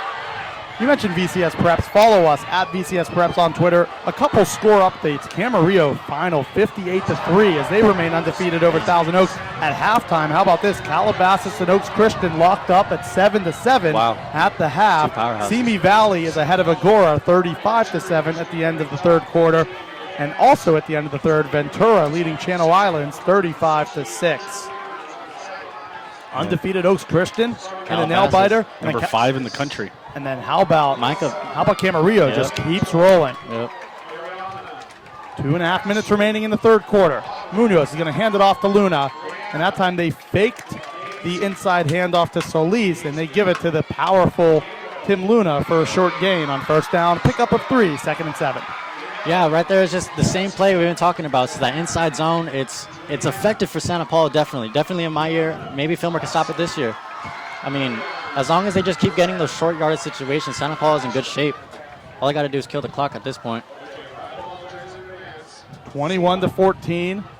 Both teams have had a touchdown drive in this third quarter. Santa Paula, largest lead 14, and Fillmore came right back, scored 7 to cut it back to 7.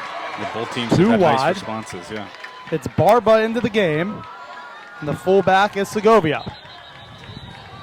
Looks like they're double teaming Duran out here. They have And a timeout called by the Santa Paula Cardinals. And with 20 doctors, 5 locations in Ventura County, all with one goal in mind: to get you back in the game. Ventura Orthopedics specializes in sports medicine, general orthopedics, pain management, pediatric, and MRI.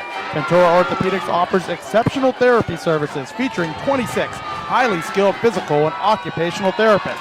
Learn more at venturaortho.com or call to schedule an appointment at 800-698-1280. That's 800-698-1280 or venturaortho.com. Tonight's broadcast is also a product of the Ventura County Star, your local leader in high school sports for the Ventura County area. To support this broadcast and all of the year-round sports coverage by the sports team at the Star, sign up for a print or digital subscription to the Ventura County Star. Visit subscribe.vcstar.com to see all of our special offers at subscribe.vcstar.com. Kent Brown, George Durango, and Joe Curley here on the call from Flashes Field. We also were joined by Keyshawn Mata, former Santa Paula quarterback, in the second quarter. This play is going to be blown dead. There were flags out. The play was blown dead before the hit. And that time Munoz was lit up from this Fillmore front. But there were multiple penalty flags thrown. Usually it's maybe a false start or an illegal shift on the offense. It is, in fact, a false start. Coach Miller wanted an explanation. He went out there and asked. they're going to actually say penalty decline. So the play was not stopped, and it plays on. And so it will be 3rd and about 8. Munoz was looking down the middle of the field. He sees the 2 high safeties that Fillmore has, and he wants to just attack the middle.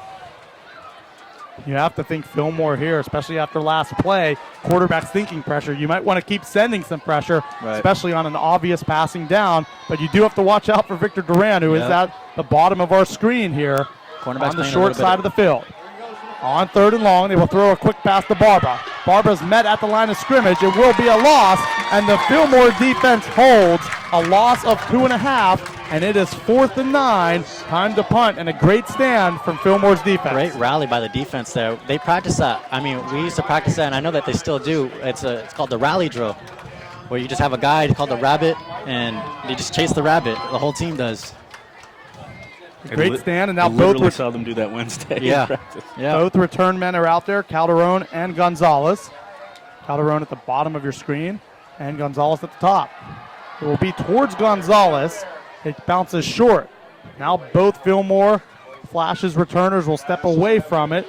It was a short punt, but there is no return, and Fillmore will take over from their own 33-yard line, so 67 yards away from tying this game up with only 55 seconds remaining here in the 3rd quarter. This is the 108th matchup between these teams. This has been quite the contest. We all expected the environment to be great, and we are seeing it. Both bands sort of trading blows down on the track. You have both fans in the crowd. They've been supportive of their teams throughout all the big plays. And now Fillmore, they were just down 14. There's actually going to be a penalty on that punt, so they will redo the punt. Maybe more life here for Fillmore. Might be able to get a return out of it. First half was special teams the main difference. In this half, it's just been a pretty even 3rd quarter. No disaster plays for special teams altogether. Maybe we'll see the Flashes here show some life on special teams. You see a lot more penalties going to Santa Paula on the offense, but I'm telling you, man, the team with the least penalties is going to be Mendez. They go after it, and they block the punt. It's back in the end zone. It goes towards the back of the end zone, and it is out of bounds. It bounces back in, but it will be a safety. And that time they sent the house, and Mendez was unable to get the punt off. And the penalty ends up costing 2 points. The mistakes. And now it is 21-16. And we just said maybe signs of life on special teams, and they just showed there are, in fact, signs of life, and it is now less than a 1-score game. Right. Now Fillmore's going to get the ball out of kickoff, and they're going to have a good momentum going into this drive right here. A blocked punt for a safety with 29 seconds remaining in this 3rd quarter. That block went like 40 yards in the air. It's interesting to see, how little can change. And, if that thing bounces in such a way that it stays inbounds, it's probably a touchdown. Instead, it goes out of bounds. Barely. Safety. It almost came back. It's like a really good pitching wedge on the green. You want it to just kind of come back? I don't know what that looks like. Barely, no. Most of us don't. 29 seconds remaining in the 3rd quarter. And now instead of down 7 with the ball, it's going to be down 5 with the ball. And for the first time in this half, you can really believe that the Fillmore fans not only expect to stay in the game, now they're expecting to go and take the lead. Exactly. Yep, the momentum shifted. And it's all because of the mistakes. And they got to kick off from their own 20, so it should be outstanding field position coming up for the Fillmore Flashes. They pooched it every time. I wouldn't be surprised if they just kick it deep on this one. You might have to, because if you pooch it here, they're going to start inside their own 40. Yep. It will be Mendez, and maybe a little bit rattled. He just had his punt blocked. He's also the punter for this undefeated Santa Paula Cardinals squad. It will be a deep kick. It is very returnable. Tovar has it. Tovar up the 40. Tovar near the 45-yard line, and that is where he is met. It will be very good field position starting for the Fillmore Flashes with just 23 seconds remaining in the 3rd. Right. I bet you the coaches right now are telling you to slow down. Just take your time. Don't get ahead of yourself. I mean, that's important. They got to just stay level-headed. They can't ride too far with the momentum. Saviors back in along with Bryce Nunez. And Nunez will start off at tailback, 4 wide. Pistol formation. Pistol with Saviors at the 40. Roll out He to will the- fake the handoff. Now rolling to his right. Pocket is protected, and he throws it near the sideline out of bounds. 2nd and 10 with 16 seconds remaining in the third. Good coverage. Yep. Good by Saviors to throw it out of bounds there. You'd rather have that than a sack, that's for sure. Very good defense on Santa the Paula play. was all over that. Looks like Tovar is coming back in the game. So David Tovar, who has 2 touchdowns tonight We've for Santa Paula. We've seen a trick For play. Fillmore. We've seen a trick play here in the first. I wouldn't be surprised if you see one again. With Shefferly? Yeah. Yeah, he has an arm, and as the backup quarterback, it nearly was executed perfectly, if not for the DB who broke it up last second. Empty. Quick Throw to screen out here. Calderon on the screen. Calderon is met behind the line of scrimmage, and a great job from Jesus Diaz, the senior strong safety, came up and made the play as Calderon could not escape. Right, That's a good big rally by loss, Santa and Paula that will defense. be the end of the third quarter. Fillmore cuts into the lead. 9 straight points unanswered when they were down 14. We go to the fourth quarter, a 5-point lead here in the game, and for your Fillmore Flashes, all of a sudden, they are just hanging around and near midfield. You have to be pretty impressed with what you saw in the third quarter. Yeah, I mean, that was very impressive by Fillmore there to score and then get a safety their way. That was very nice of them. The momentum's definitely shifted. They need to get a first down here, though, if they want to just keep it going. Can't afford to have any more mistakes on both sides of the ball. Now, originally, you were supposed to come in for the third. You want to stay for the Which fourth? is You want to I mean, keep the I'll three-man stay, crew man. going? I'll stay. Hey, Let's do it. Since you've joined, you Yeah, did cut the lead a little bit. So I might step by be the step. good luck charm, man. He doesn't want to leave, so. Hey, no, it's fine. He wants to keep the momentum going for the Flashes. George Tarango, the former Fillmore wide receiver, joining us here on the Ventura Orthopedics Game of the Week from the Ventura County Star. Kent Brown and Joe Curley here on the call at Flashes Field. 21-16, a big 3rd and 12 awaits the Flashes from their own 43-yard line, and the momentum did shift. Touchdown, then it was a defensive stop, and then a blocked punt after a penalty on the punt. And we have seen so many big special teams plays tonight. They all went Santa Paula's way in the first half, and in this half, the one big one went the way of the Flashes. Gonna be a 3rd and deep 12. pass here. Saviors back to pass. Saviors There will it is. throw it to his right. Incomplete. That time the receiver went down. No flags, and it will be 4th and 12 with a chance to punt. 11:53 remaining in the fourth quarter. A good stand from the Santa Paula Cardinals as their band is out playing their music, and it could be very deep field position, but a great stand from the Cardinals nonetheless. Cheerleaders are getting down. The band is bringing the funk. This is some big-time atmosphere here. That drive right there, or the stop by Santa Paula, reminded me. And this time the punt gets away. It's a great this. bounce. Man, That ends that's up the being second time we did it like a that. sidewinder like a to the rugby punt, yeah. 20-yard line. So it ends up being a 37-yard punt with no return. So a pretty good effort from Calderon just to get rid of it. Getting it out. And Santa Paula came with the pressure that time. Yeah, Right. I mean, what I was saying was this last possession, this stop by Santa Paula D, reminds me of that possession, the end of the first half, where Fillmore took over at midfield, had a chance to tie the game, and yet they went 3 and out, and all that momentum halted. Yeah. Early stages of the fourth quarter. Santa Paula with the ball, up 21-16, looking for their first perfect season in program history. Fillmore winless last year, already 5-3 on the season, looking to punch a playoff spot. Flag on the play.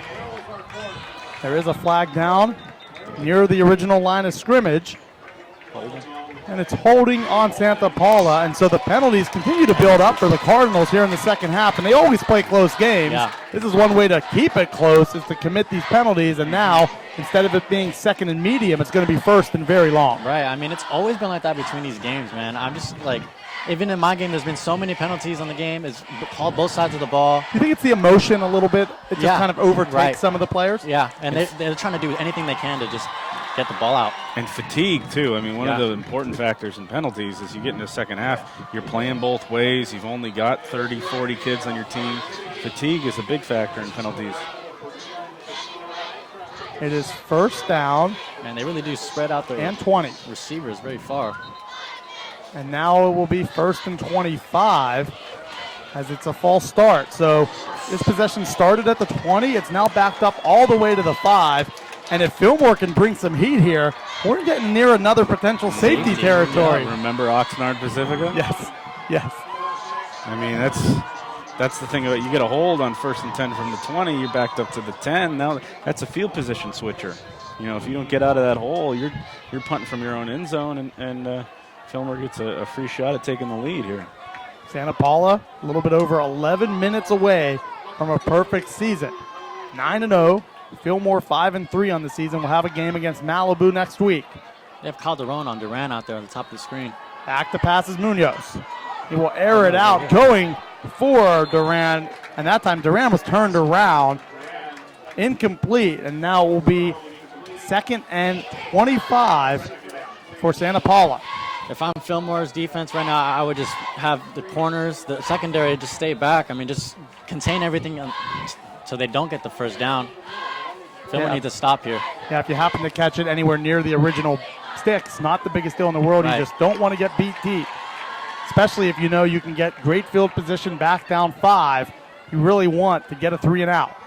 2nd and 25, 10:55 remaining 4th quarter. Back to passes Munoz. He threw the screen to his receiver's feet as he knew the pressure was coming, and now he is laying down in the end zone. He's picked up from Tim Luna, but Munoz took quite a shot on that play. Number 39, Trevor Scott, read that screen there, and he just backed up off the end spot and read that screen, blocked the passing lane for the quarterback. I mean, you're, 3rd and 23 from the 7. Yeah. You lead by less than a touchdown. You've got 11 minutes left. This is, Danger zone. yeah, this reminds me of that Pacifica game where they were backed up, and ultimately the field position decided that rivalry game. Can Santa Paula find something to get them out of the hole? And it's such an important situation, they're calling timeout. Momentum shifted. Another timeout called. I believe that leads them with 1 timeout remaining here in this game. And with 10:53 remaining, that becomes very big because the Flashes have all 3 timeouts remaining. So it's an important down. But also when you're 3rd and 25, you don't really have that much in your call sheet outside of, hey, Duran, how fast can you run? Can you catch it if we throw it further than everybody else? Right. It worked once today. It might work again. But outside of that, I don't think there's a lot else you can call and expect to get. Yeah, I mean, if I'm the safety on Duran's side, I'd definitely be cheating over to that just to try to see if I can somehow get to there. The corners seem to be pressing, and then they back off as soon as the play stops, so they're giving them different looks. 3rd and 25. They have to get up past the 30-yard line, and now another penalty, another false start. That'll move it back inside the 5, and that continues to be. This is now 3 penalties on this drive alone. You had a holding, and now 2 false starts. One's only half the distance, but that is a backbreaker, especially when you start the possession at your own 20. It is now very good chance that Fillmore can get great field position down 5. Santa Paula is the away team. Also has to deal with the crowd here at Fillmore, and so maybe that's throwing them off at the false starts. Yeah, that's one thing. Home field advantage is showing here in the Feels early like a college stages game. of the 4th quarter. It has that feel, and it has the energy keeper. of a big rivalry game. It is Munoz on the keeper, gets it up to about the 10-yard line, but nowhere close to the original line of scrimmage. He'll be about 20 yards short of the sticks. And the Fillmore Flashes, you have Calderon, and you should also have Gonzalez coming back. Normally both return men. Now Gonzalez will come back, and it should be outstanding field position here. And we've seen big special teams plays throughout this game. I'll have to see if there's one more going the way of the boys in blue. Might be in the house. Number 2, Patrick Eklund, looking like he's going to come block it. Nope, staying. The punt goes to the 40-yard line. Ryan. Plenty of room for a return. Gonzalez has it. Gonzalez There up it to the is. 30, inside the 25, Good down to return. the 24-yard line, a 16-yard return. An outstanding field position for the Fillmore Flashes with 9:47 remaining. Yeah, the Fillmore coaching staff, man, they run deep. Fillmore roots. I mean, I know Brock Nunez. He's been coaching these kids ever since Raiders. He's been following them up. Brock Nunez has a nephew, Bryce Nunez. So that's leading rusher. Yep. Nunez in the Over game 800 right yards. now. We've seen Tovar with 2 touchdowns tonight, and Nunez has had a pretty productive second half as the lead back. Nunez is the tailback. They go 2 wide with 2 tight ends. The handoff goes to Bryce Nunez. Nunez picks up about 2 yards, and it will be 2nd and 8. Right on cue. Yep. It's like the Fillmore coaches are right next to us or something. 9.5 minutes remaining. Santa Paula searching for its first undefeated season. Fillmore trying to play spoiler, get their 3rd win in the Citrus Coast League, and knock off the undefeated rival. Yep. It was a 21-7 lead with 4:35 remaining in the 3rd quarter in favor of Santa Paula. Since then, 9 unanswered from Big Fillmore. open. Pass over the middle, and it's a touchdown, and the Fillmore Flashes take the lead. Trevor Scott. And it was a wide open receiver down the seam, and the hookup gives the Flashes a 1-point lead. Nice. Jake Savers and Trevor Scott, man, they grew up as best friends. I'm not surprised that just happened right now. Saviors and then Scott the tight end, and that was perfectly designed, well executed, and there was not a defender in sight as Scott scores from 24 yards out. Yeah. Like I said, Savers and Scott, man, they're 1-2 connection. I'm not surprised that happened. My quarterback was my best friend as well. And now a timeout called. Well, that's always a good thing. Right. You want your need it. quarterback to be Yeah. your best friend because chances are he will throw it your way Exactly. more often than not. And now the decision comes. There is a timeout from Fillmore. Do you go for 2 here to try to get the 3-point cushion? I mean, you might as well. If you get the 1 point, it's not gonna do much. I mean, they can still get a field goal and get it. I mean, might as well run the 2-pointer. And the defenses have been pretty good all game, but I understand why you want to try to get those 2 extra points. Yeah. Because you might need points later in this game, knowing how tight this game has been defensively. Santa Paula could always tie it up with a field goal. I'd rather have a tie game than a loss. Absolutely. Santa Paula still 9 minutes away from Some a of us- potential undefeated season, but Some Fillmore. of us on deadlines would rather. And you have the fans playing against each other as well.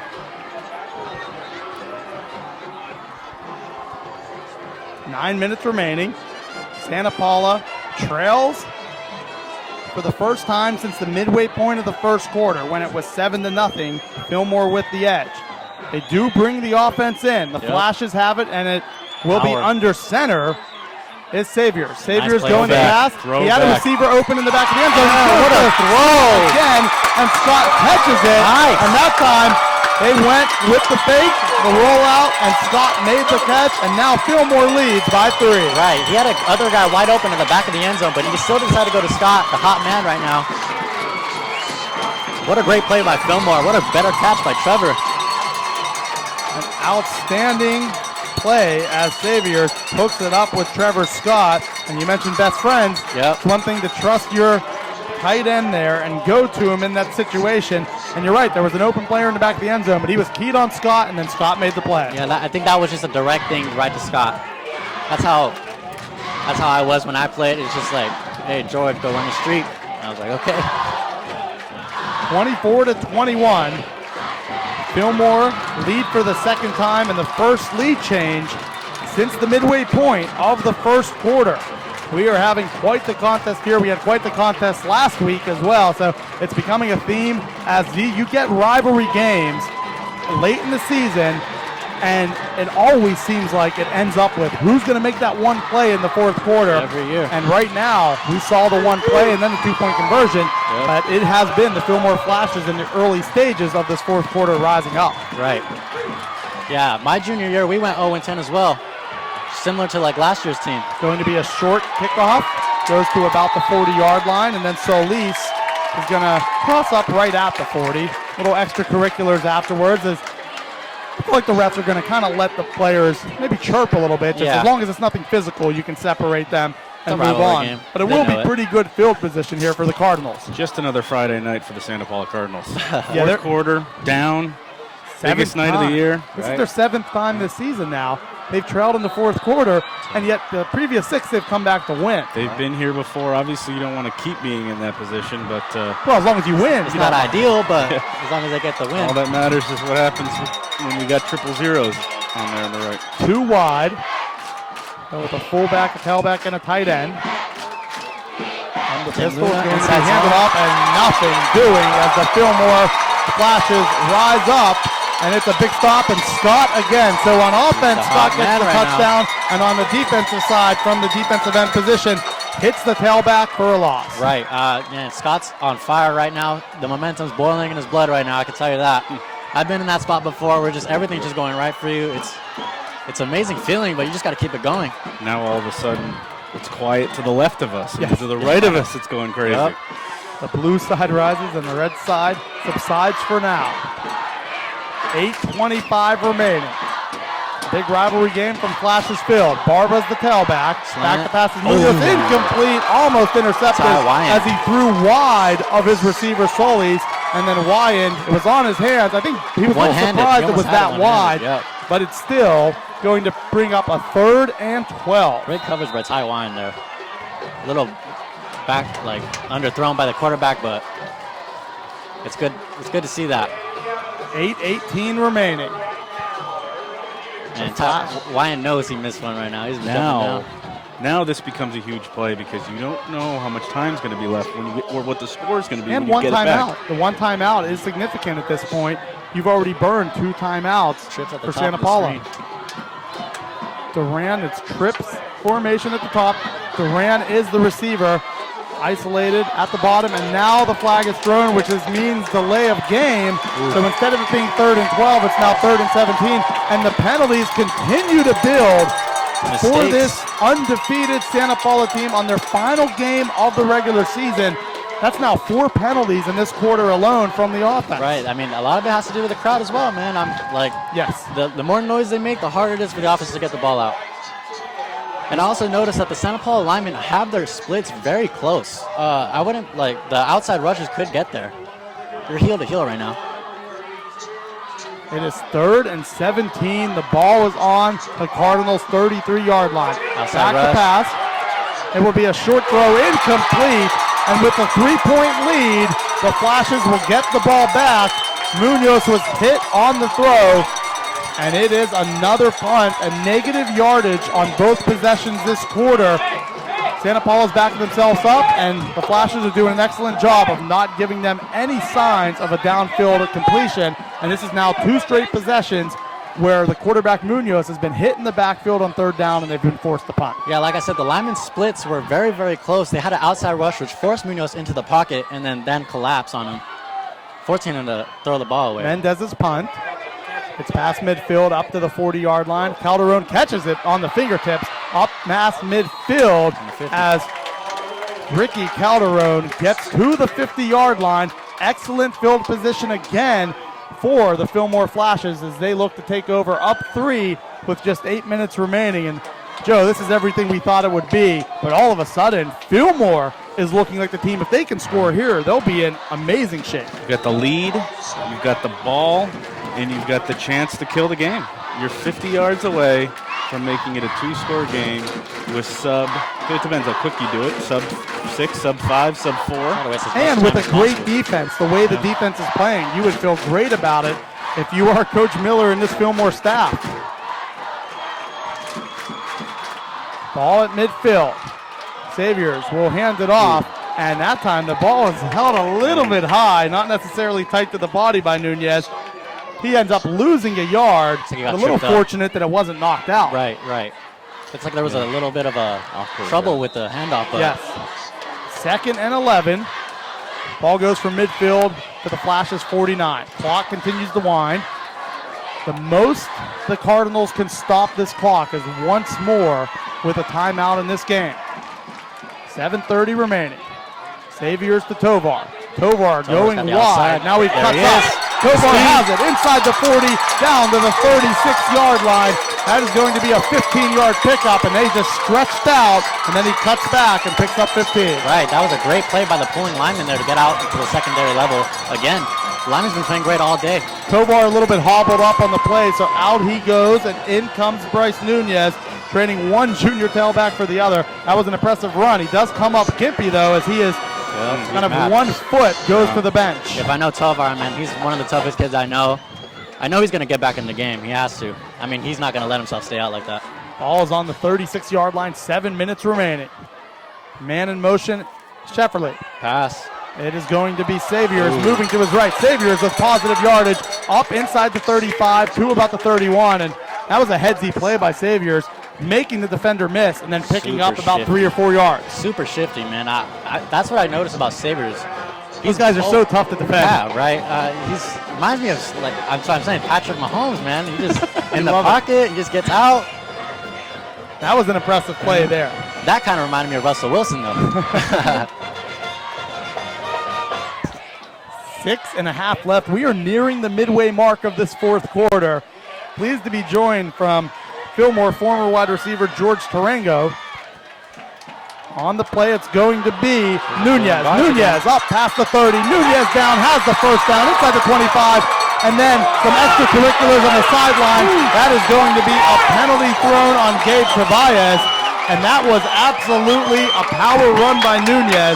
Nunez lit up the defense, and then Tobias is called for the late hit out of bounds. Number 52, Anthony Gomez, pulled out to the left side, and he absolutely took that defender out, leaving the hole. It was Adrian Bonilla.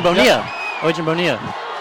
Yeah, Bonilla for the Fillmore offense lit him up. And then how about the power run by Nunez? The penalty is going to put them inside the red zone. 13-yard line. And also with 6 minutes left, you keep running the football. This clock continues to go. This has been a great possession so far. Fillmore. And yes, we love giving the offensive lineman love. So Bonilla with the big time play on that. They picked it up. Personal foul defense. Personal foul on Tobias, and he was frustrated. He was blown up. He got it right in front of his band, in front of his crowd, frustrated, and just picked up and knocked down the receiver.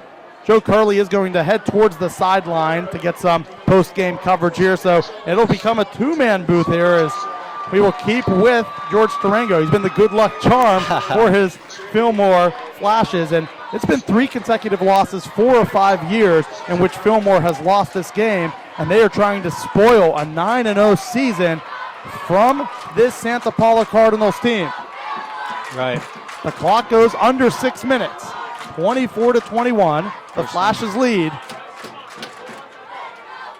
Saviors, now they will shift out Nunez. Ooh, they will nice throw play. back.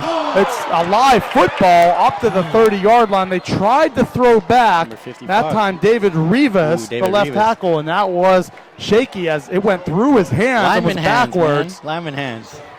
Yeah, clearly that's a play they work on, and they felt like now's the time to execute it. Yeah. And there was some space down the sideline. Man, there was a lot of space. But you have to hold on to the football. That was a live ball and nearly a disaster. Yeah, man. That was a great play call by the coaches there, but poor execution.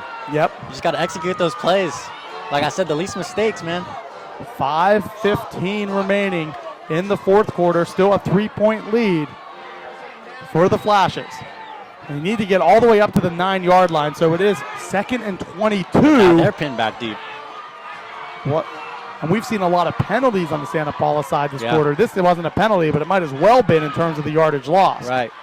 Now the officials are going to discuss something. Maybe they're going to say, did the ball go out of bounds? More time to put back on the clock. I'm not sure exactly what they're yelling about. Maybe Coach Miller's pleading it was a forward pass. I'm not.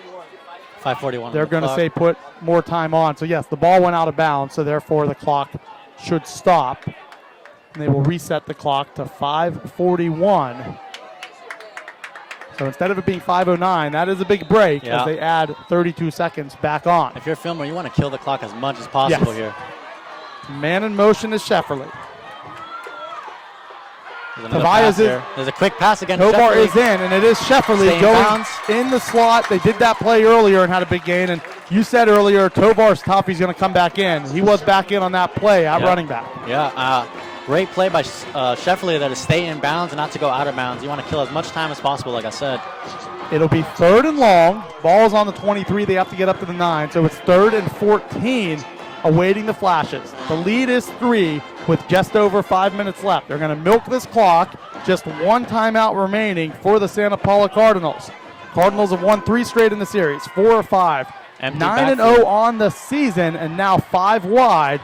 The man in motion is Tovar. I knew it. It will be Saviors keeping it. Saviors up inside the 20 to the 19-yard line, still 10 yards short, and now it's decision time Do you kick with Calderon to make it a 6-point lead with a 36-yard kick, or do you go for it? It looks like the offense will stay in the game on 4th and 11. The ball is at the 20. 4:30 remaining. Clock continues to wind down. Pressure moments here at Flashes Field. Kent Brown and George Tarango on the call. The last play, usually when they're on the weak side of the field, they like to trips one side, then motion the guy to the open side of the field, then the quarterback keeps it, goes to the weak side. 4 wide. Man in motion's Calderon.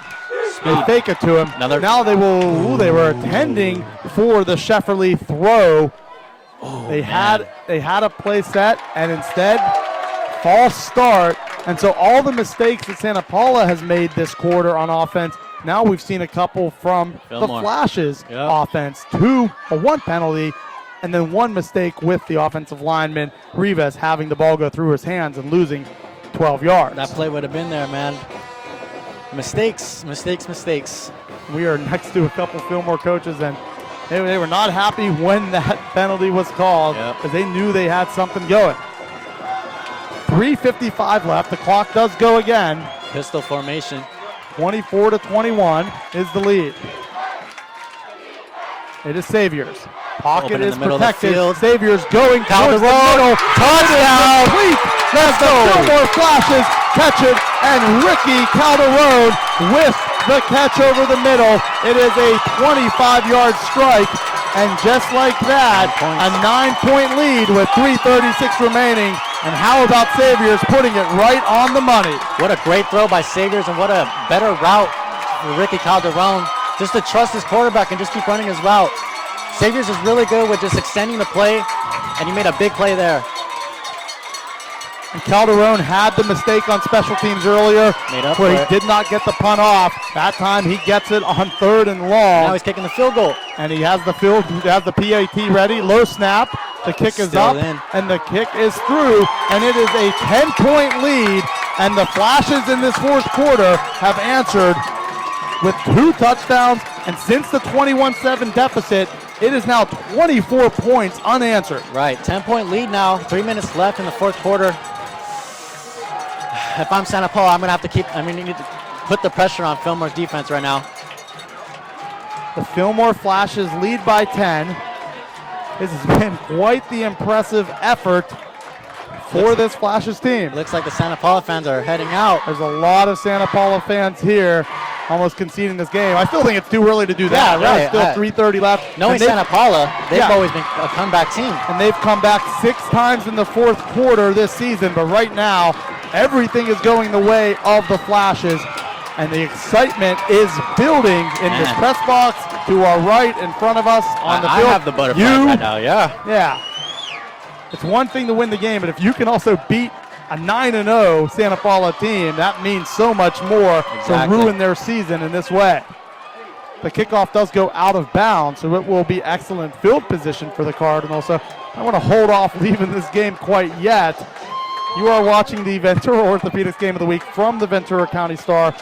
We do want to remind you to support this broadcast and all of the year-round sports coverage by the sports team at the Star. Sign up for a print or digital subscription to the Ventura County Star.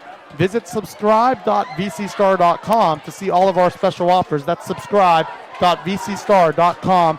Joe Carley back out on the field. We were pleased to be joined by Keyshawn Mata, a former Santa Paula quarterback earlier. Now joining us in the booth is former Fillmore wide receiver George Tarango. Since you've been in, it's been heavy on the boys in blue. On first down, it's complete to Duran. Duran goes out of bounds at the 44-yard line. So it's a nice gain near the first down marker, 1 yard short. It will be 2nd and 1 with 3:30 remaining. Pretty good first down play. Right. Santa Paula wants to get at least a good amount of yards and get out of bounds. Right there, that play was a really good play to run in that situation. 3:30 left. 1 timeout remaining for the Santa Paula Cardinals. I feel like you're going to hear a lot about Munoz in this drive. Jake Munoz. They're double covering him right now. Senior signal caller. They have a linebacker. I think that's Tovar. Yeah, and then back deep. Oh, he's pressing him. Is Herrera. They throw it incomplete, intended for Hernandez. They put big guy Tovar on Duran, and Duran couldn't go anywhere. Yeah. That's one way to do it. There you go. You might beat us deep, but you're not getting off the line of scrimmage. Yeah, man. Double coverage is hard to get out of as a receiver. 3rd and 1, though, you might just hear run the football, get the first down, and QB at least sneak. get a new set of downs. And or Tim Luna, who's been an excellent back all night and all season. 3rd and 1, 3:27 remaining. 4 wide. Lone back is Luna. Inside zone. Or a quarterback keeper. Munoz Throwing back it. to pass. Munoz is going to drop it off to Solis. Solis has the first down up to the 41. So they only needed 1. They picked up about 3. It will be a first down. Right, great check down by Munoz to get out to number 5 there. 3:17 remaining. We'll reset the chains. Will remain 4 wide. Luna, the tailback. Quarterback is Jake Munoz. Silvar on Duran again. 24 straight points from the Fillmore Flashes. Munoz will take off. Munoz dives short of the first down marker. Probably thought he had the first down, so the clock continues to wind. He would have had the first down if he stayed forward. Right. Instead, he only picks up 8. So it's now under 3 minutes remaining, down 10, and it's 2nd and 2. 2nd and 2, ball on the 34-yard line. Luna is open on the screen if they want it. Instead, they drop it off. There's a flag in the backfield, though, as the pass was complete to Hernandez inside the 25. And it looks like He's saying I think it's a face mask. face mask on the defense. So that will get added on. 2.5 minutes remaining. Fillmore right now looking very good. Up 10, trying to spoil the perfect season for Santa Paula and also win the 3rd game in the Citrus Coast League. Currently 2-2 in league play. Get to 6-3 and then have that game with Malibu next week for a chance at a very special 7-win season and 4 wins in the Citrus Coast League. And you build that momentum. You were 0-10 last year. Now all of a sudden, you might get your 6th win of the year and knock off your undefeated rival. This could big. be quite a week for Fillmore. They've been prepping for this all week.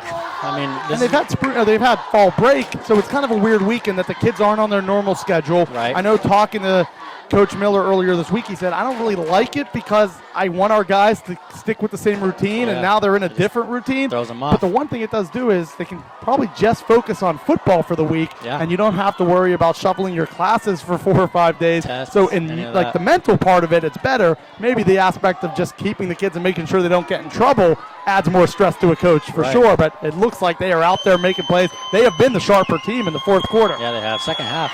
On first down, it's going to be incomplete. Great pressure. And pressure was coming from who else? Scott. But Trevor Scott. Yep. Trevor Scott has been the playmaker here in the 4th quarter, has made plays on defense, made plays on offense, and that time was right in the face of Munoz. Yeah, man, he's a powerful, powerful guy, man. I'd be scared if I was the offensive lineman if he was coming my way. 2:21 remaining, a 10-point lead for the Fillmore Flashes. Attempting to get the 6th win of the season. Ball was on the Fillmore 23-yard line. 4 wide. Solis, Hernandez, Duran at the top of your screen, and then also in the slot. Duran's one-on-one. He's looking towards him right They're now. looking There's for a corner Duran. route. It breaks down. Duran is trying to go over, and it's Intercepted. intercepted in the end zone. That's the game, There's a baby. flag in the end zone. There is a flag thrown at the goal line. So we'll have Could to be see PI. if it's pass interference. And now it looks like the defense is upset. They call pass interference on the Flashes defense, and that was a great play from the cornerback to make the play, but they're going to say there was some contact as the ball was in the air. That's the same play they ran on the opposite side of the field when they scored the first time. But I think they had the safety help this time, and unfortunate pass interference on the defense. 15 yards and a first down. That could have sealed the game with just one timeout left up 10. Instead, it does breathe more life into the Cardinals, as it will be first down. The ball will be placed at the 11, so they still can get a first down inside the 1. First and 10 from the 11. 4 wide. Duran on the slot. Zuniga bottom of in the screen. slot, along with Duran, the outside receivers, Solis and Hernandez. On first down, back to pass is Munoz. Great pocket. Munoz fires across the middle, incomplete. Almost to a defender and then nearly caught by Duran, and that was nearly intercepted by Ryan Gonzalez coming over from the strong safety spot. Yeah, it went right through his hands, and I know he knows that he missed that one, but you just got to keep level-headed, man. You just got to keep playing. It's second down from the 10-yard line. 2:03 remaining. Yeah, it's big.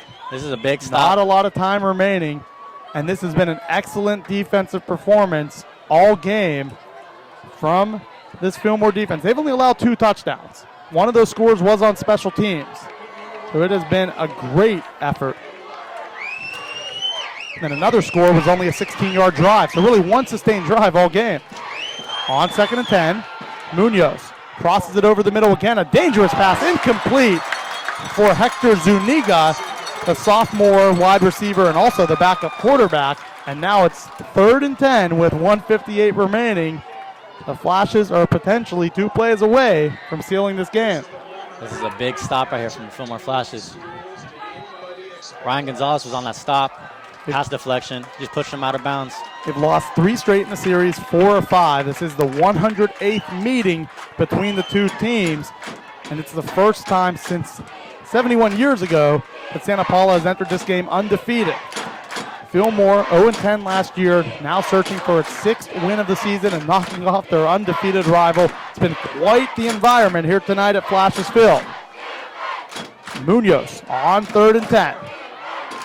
He will go over to Duran, incomplete. It was actually intended for Zuniga, and that time the pressure came up through the middle, and it was the defensive tackle, Nick Jimenez, coming in, getting pressure, and he had to throw and get rid of it quickly. There was almost no chance of the completion there. Right, Nick Jimenez, man, he's their guy at the corner. He's the one that's been following Duran on each side of the field.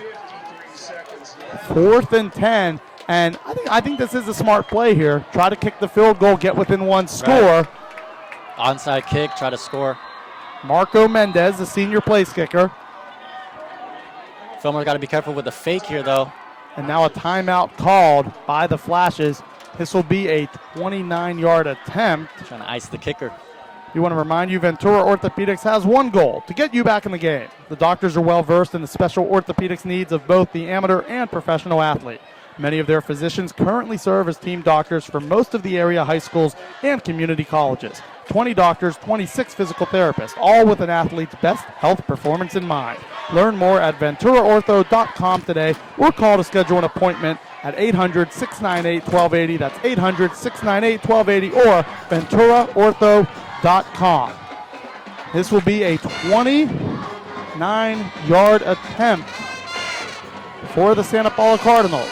If Mendoza can make it, it does cut the lead to 7. If he misses it, it is pretty much game over, as the Cardinals only have 1 timeout left. Yeah, the holder is Duran. Fillmore is playing back a little bit because they fear for the fake. Special teams have been crucial all night. Right. There's been some big special teams plays on both ends. Snap back, hold down.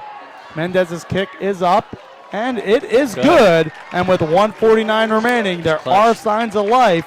And that was a possession where they needed some points. It wasn't 7, but they're back within a score. Exactly. Clutch kick right there by the kicker from Santa Paula. Look for an onside kick with 1:49 seconds. Fillmore can get it. They can seal the game. Santa Paula gets it. They make a... And it's chaos. Yeah. Chaos indeed. And also snaps the 24 unanswered. It was 21-7 and then 24 straight points from Fillmore. Now Santa Paula, if they get an onside kick, game on. If they don't, Fillmore pretty much can run out the clock. Fillmore putting the hands team out there, and I've been a part of that, man, and it's scary. Seeing all those guys come at you at once. Right. You just got to hope that your blockers in front of you can pick somebody up. And hope that the bounce isn't so high that then it's just anyone's ball. Exactly. You want it to just kind of get right to one of the special hands people. Yeah, the Good best hands guys team. on the front line right here. 1:49 remaining. Flashes Field has been a great crowd, sold out over a week ago in the rivalry game between Santa Paula and Fillmore. Santa Paula 9-0 in the season, 5-0 in the Citrus Coast League, but Fillmore's trying to play spoiler. This is a big onside kick upcoming from Mendez. Big kick right here. Ooh. Mendez is going to kick it right towards the 40. Wow. I guess he was also hoping maybe he hit a player and then the ball's live. Yeah. And instead it is fielded very comfortably at the 40-yard line. A good job from the Good Hands unit. And with 1:48 remaining, it's a 7-point lead. How many timeouts does Santa Paula have? Only one. Okay. One timeout remaining for Santa Paula. You got to think you're running as much time off the clock as possible here for Fillmore. Absolutely. Stretch plays, something to the outside, something that just Protect the takes ball time. at all costs. Yes.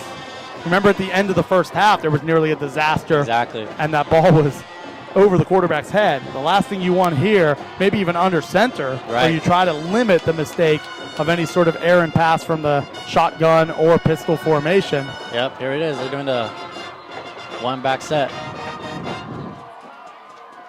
Heavy tight set, and now it is another timeout called from Fillmore. A 7-point edge.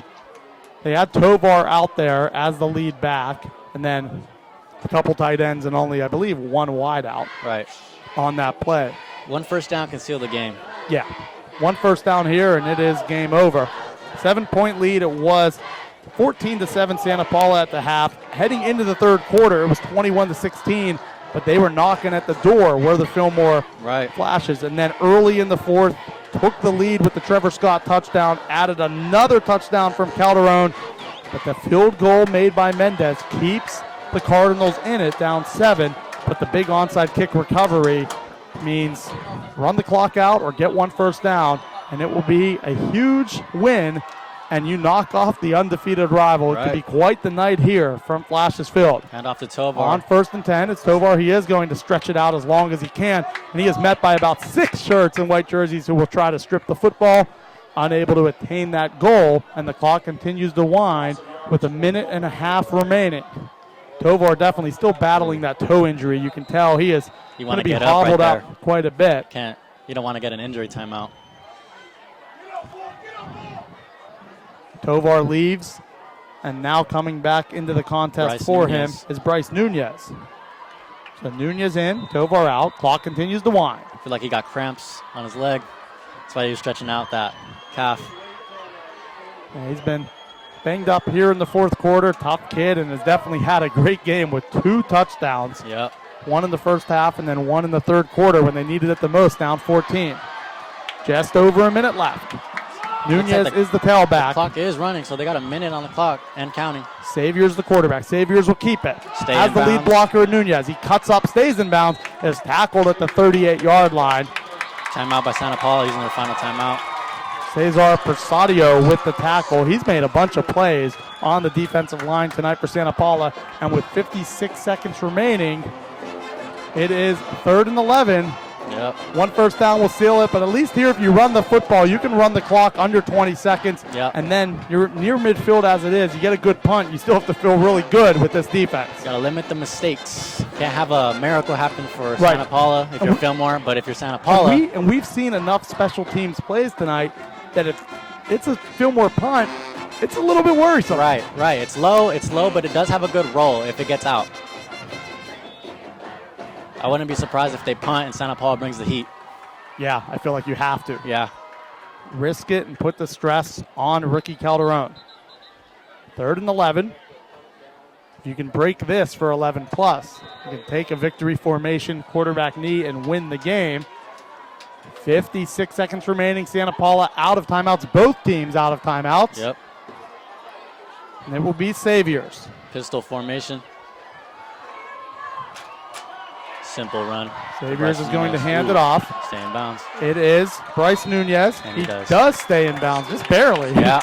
But now the clock winds. Run it. No, they're going to say run the clock. Yeah. 31-24. 43 seconds remaining. A little bit of nervous times here. Tension between the fans. They'll run the clock all the way down. We're going to have about, what do you say? They're probably going to take the delay of game. Not a bad strategy here. Put the clock down as much as you can. Yeah. And Persadio in this defense is fired up. They will take the delay of game with 21 seconds left. 20 seconds. But now the punt team comes in. Calderon, if he can get off this punt cleanly, it should put the Fillmore Flashes in great shape. But you know the heat is going to be coming, and we have seen a lot of interesting special teams plays tonight. Yep. We've seen both teams commit errors on a punt. One set up a short field for a touchdown, and one led to a safety. It was a fumbled snap on that first one. Let's hopefully the center can get the ball out to him. A long snapper. You were a former long snapper Yeah. here. You said 15 yards away. Yep. It's about what they are now. It was a low snap. There it is. And it is out. It's going to be a short punt, only at the 40-yard line. I would have They let that. touched the ball. You probably let that go and get about 3 or 4 more seconds off the clock. But with 11.9 remaining, it is still going to be Santa Paula ball from their own 38. So they're going to have to go 62 yards in just under 12 seconds. I think if you were told before this game, if you're Coach Sean Miller and Fillmore staff, you're up 7, the ball's on their own 38 with 12 seconds left, no timeouts, you would take that. Yeah. And you would say, I Right. have faith in my defense. Exactly. See if Jake Munoz can pull off an Aaron Rodgers type of Hail Mary here. Any play inbounds short of the sticks here, and it is game over. Right. 31-24. The Flashes lead, Duran at the top of the screen is their guy. Looks Trying- like they're double trying- covering him. attempting to ruin the perfect season from Santa Paula. Back to passes Munoz. Munoz has time. There's Duran. He will air it out to Duran. There's triple coverage over there. No Incomplete, no flags, and with 5 seconds remaining, it appears Santa Paula is down to its final play, and that was great coverage on the sideline. Yeah. You know where they're probably going to go. You can't get beat deep, and there were 3 defenders there. Right, there's a corner right on him. There's a safety right over the top of him, and there's a guy behind him. So they're triple covering Duran because they know he's going to be the guy. Nothing short here is worrisome. You can't give up anything deep. 62 yards away. 5 seconds here. I left. just put the biggest guy they got with the best hands right there at the top. Get a little Gronk action. And now it's Munoz. It is. They still keep Luna in as the tailback along with Barbara. So a very interesting formation here. Almost looks like they might try to throw something short and maybe do a few laterals and Yep. whatever else. They Yep, do that's what throw it is, short to hook and Duran. They do a hook and ladder. It's in. It's complete. Barbara down. And the Flashes win the game 31-24. Knock off undefeated Santa Paula. And George, I know you're pumped up, just handshaking with some of the coaches, Yeah, and this man. is quite the win for this This is Fillmore big. program and Coach Sean Miller. Yeah, this is big. This is the first time Fillmore's won in about, 3 years? Yeah, Man, this is big 4 for our years, town. they lost 3 straight and 4 of 5. They get that helmet back, man. Back in Fillmore. And to knock off undefeated Santa Paula. Right. That's just bragging rights for a lifetime Yeah. that you'll have in this game if you are on this Fillmore Flashes team. Exactly. Even you, who Yeah. you're only a year removed, but you're still bragging rights now Right. for the next 12 months. Yeah. If you're a senior for this team, you can take that forever, man. And especially if you have friends or somebody else on the other team, you could always have those bragging rights against them. Well, that's going to do it here for us up in the booth. We do want to thank former Fillmore wide receiver Thank you for George having me, man. It's been a Durango. pleasure. Also want to thank former Santa Paula quarterback Keyshawn Mata for joining us, and then Joe Curley, who came in for the first and the third quarter and part of this fourth. I'm Kent Brown, signing off from Flashes Field. This has been a huge win for Fillmore, defeating undefeated Santa Paula 31-24. You've been watching the Ventura Orthopedics Game of the Week from the Ventura County Star.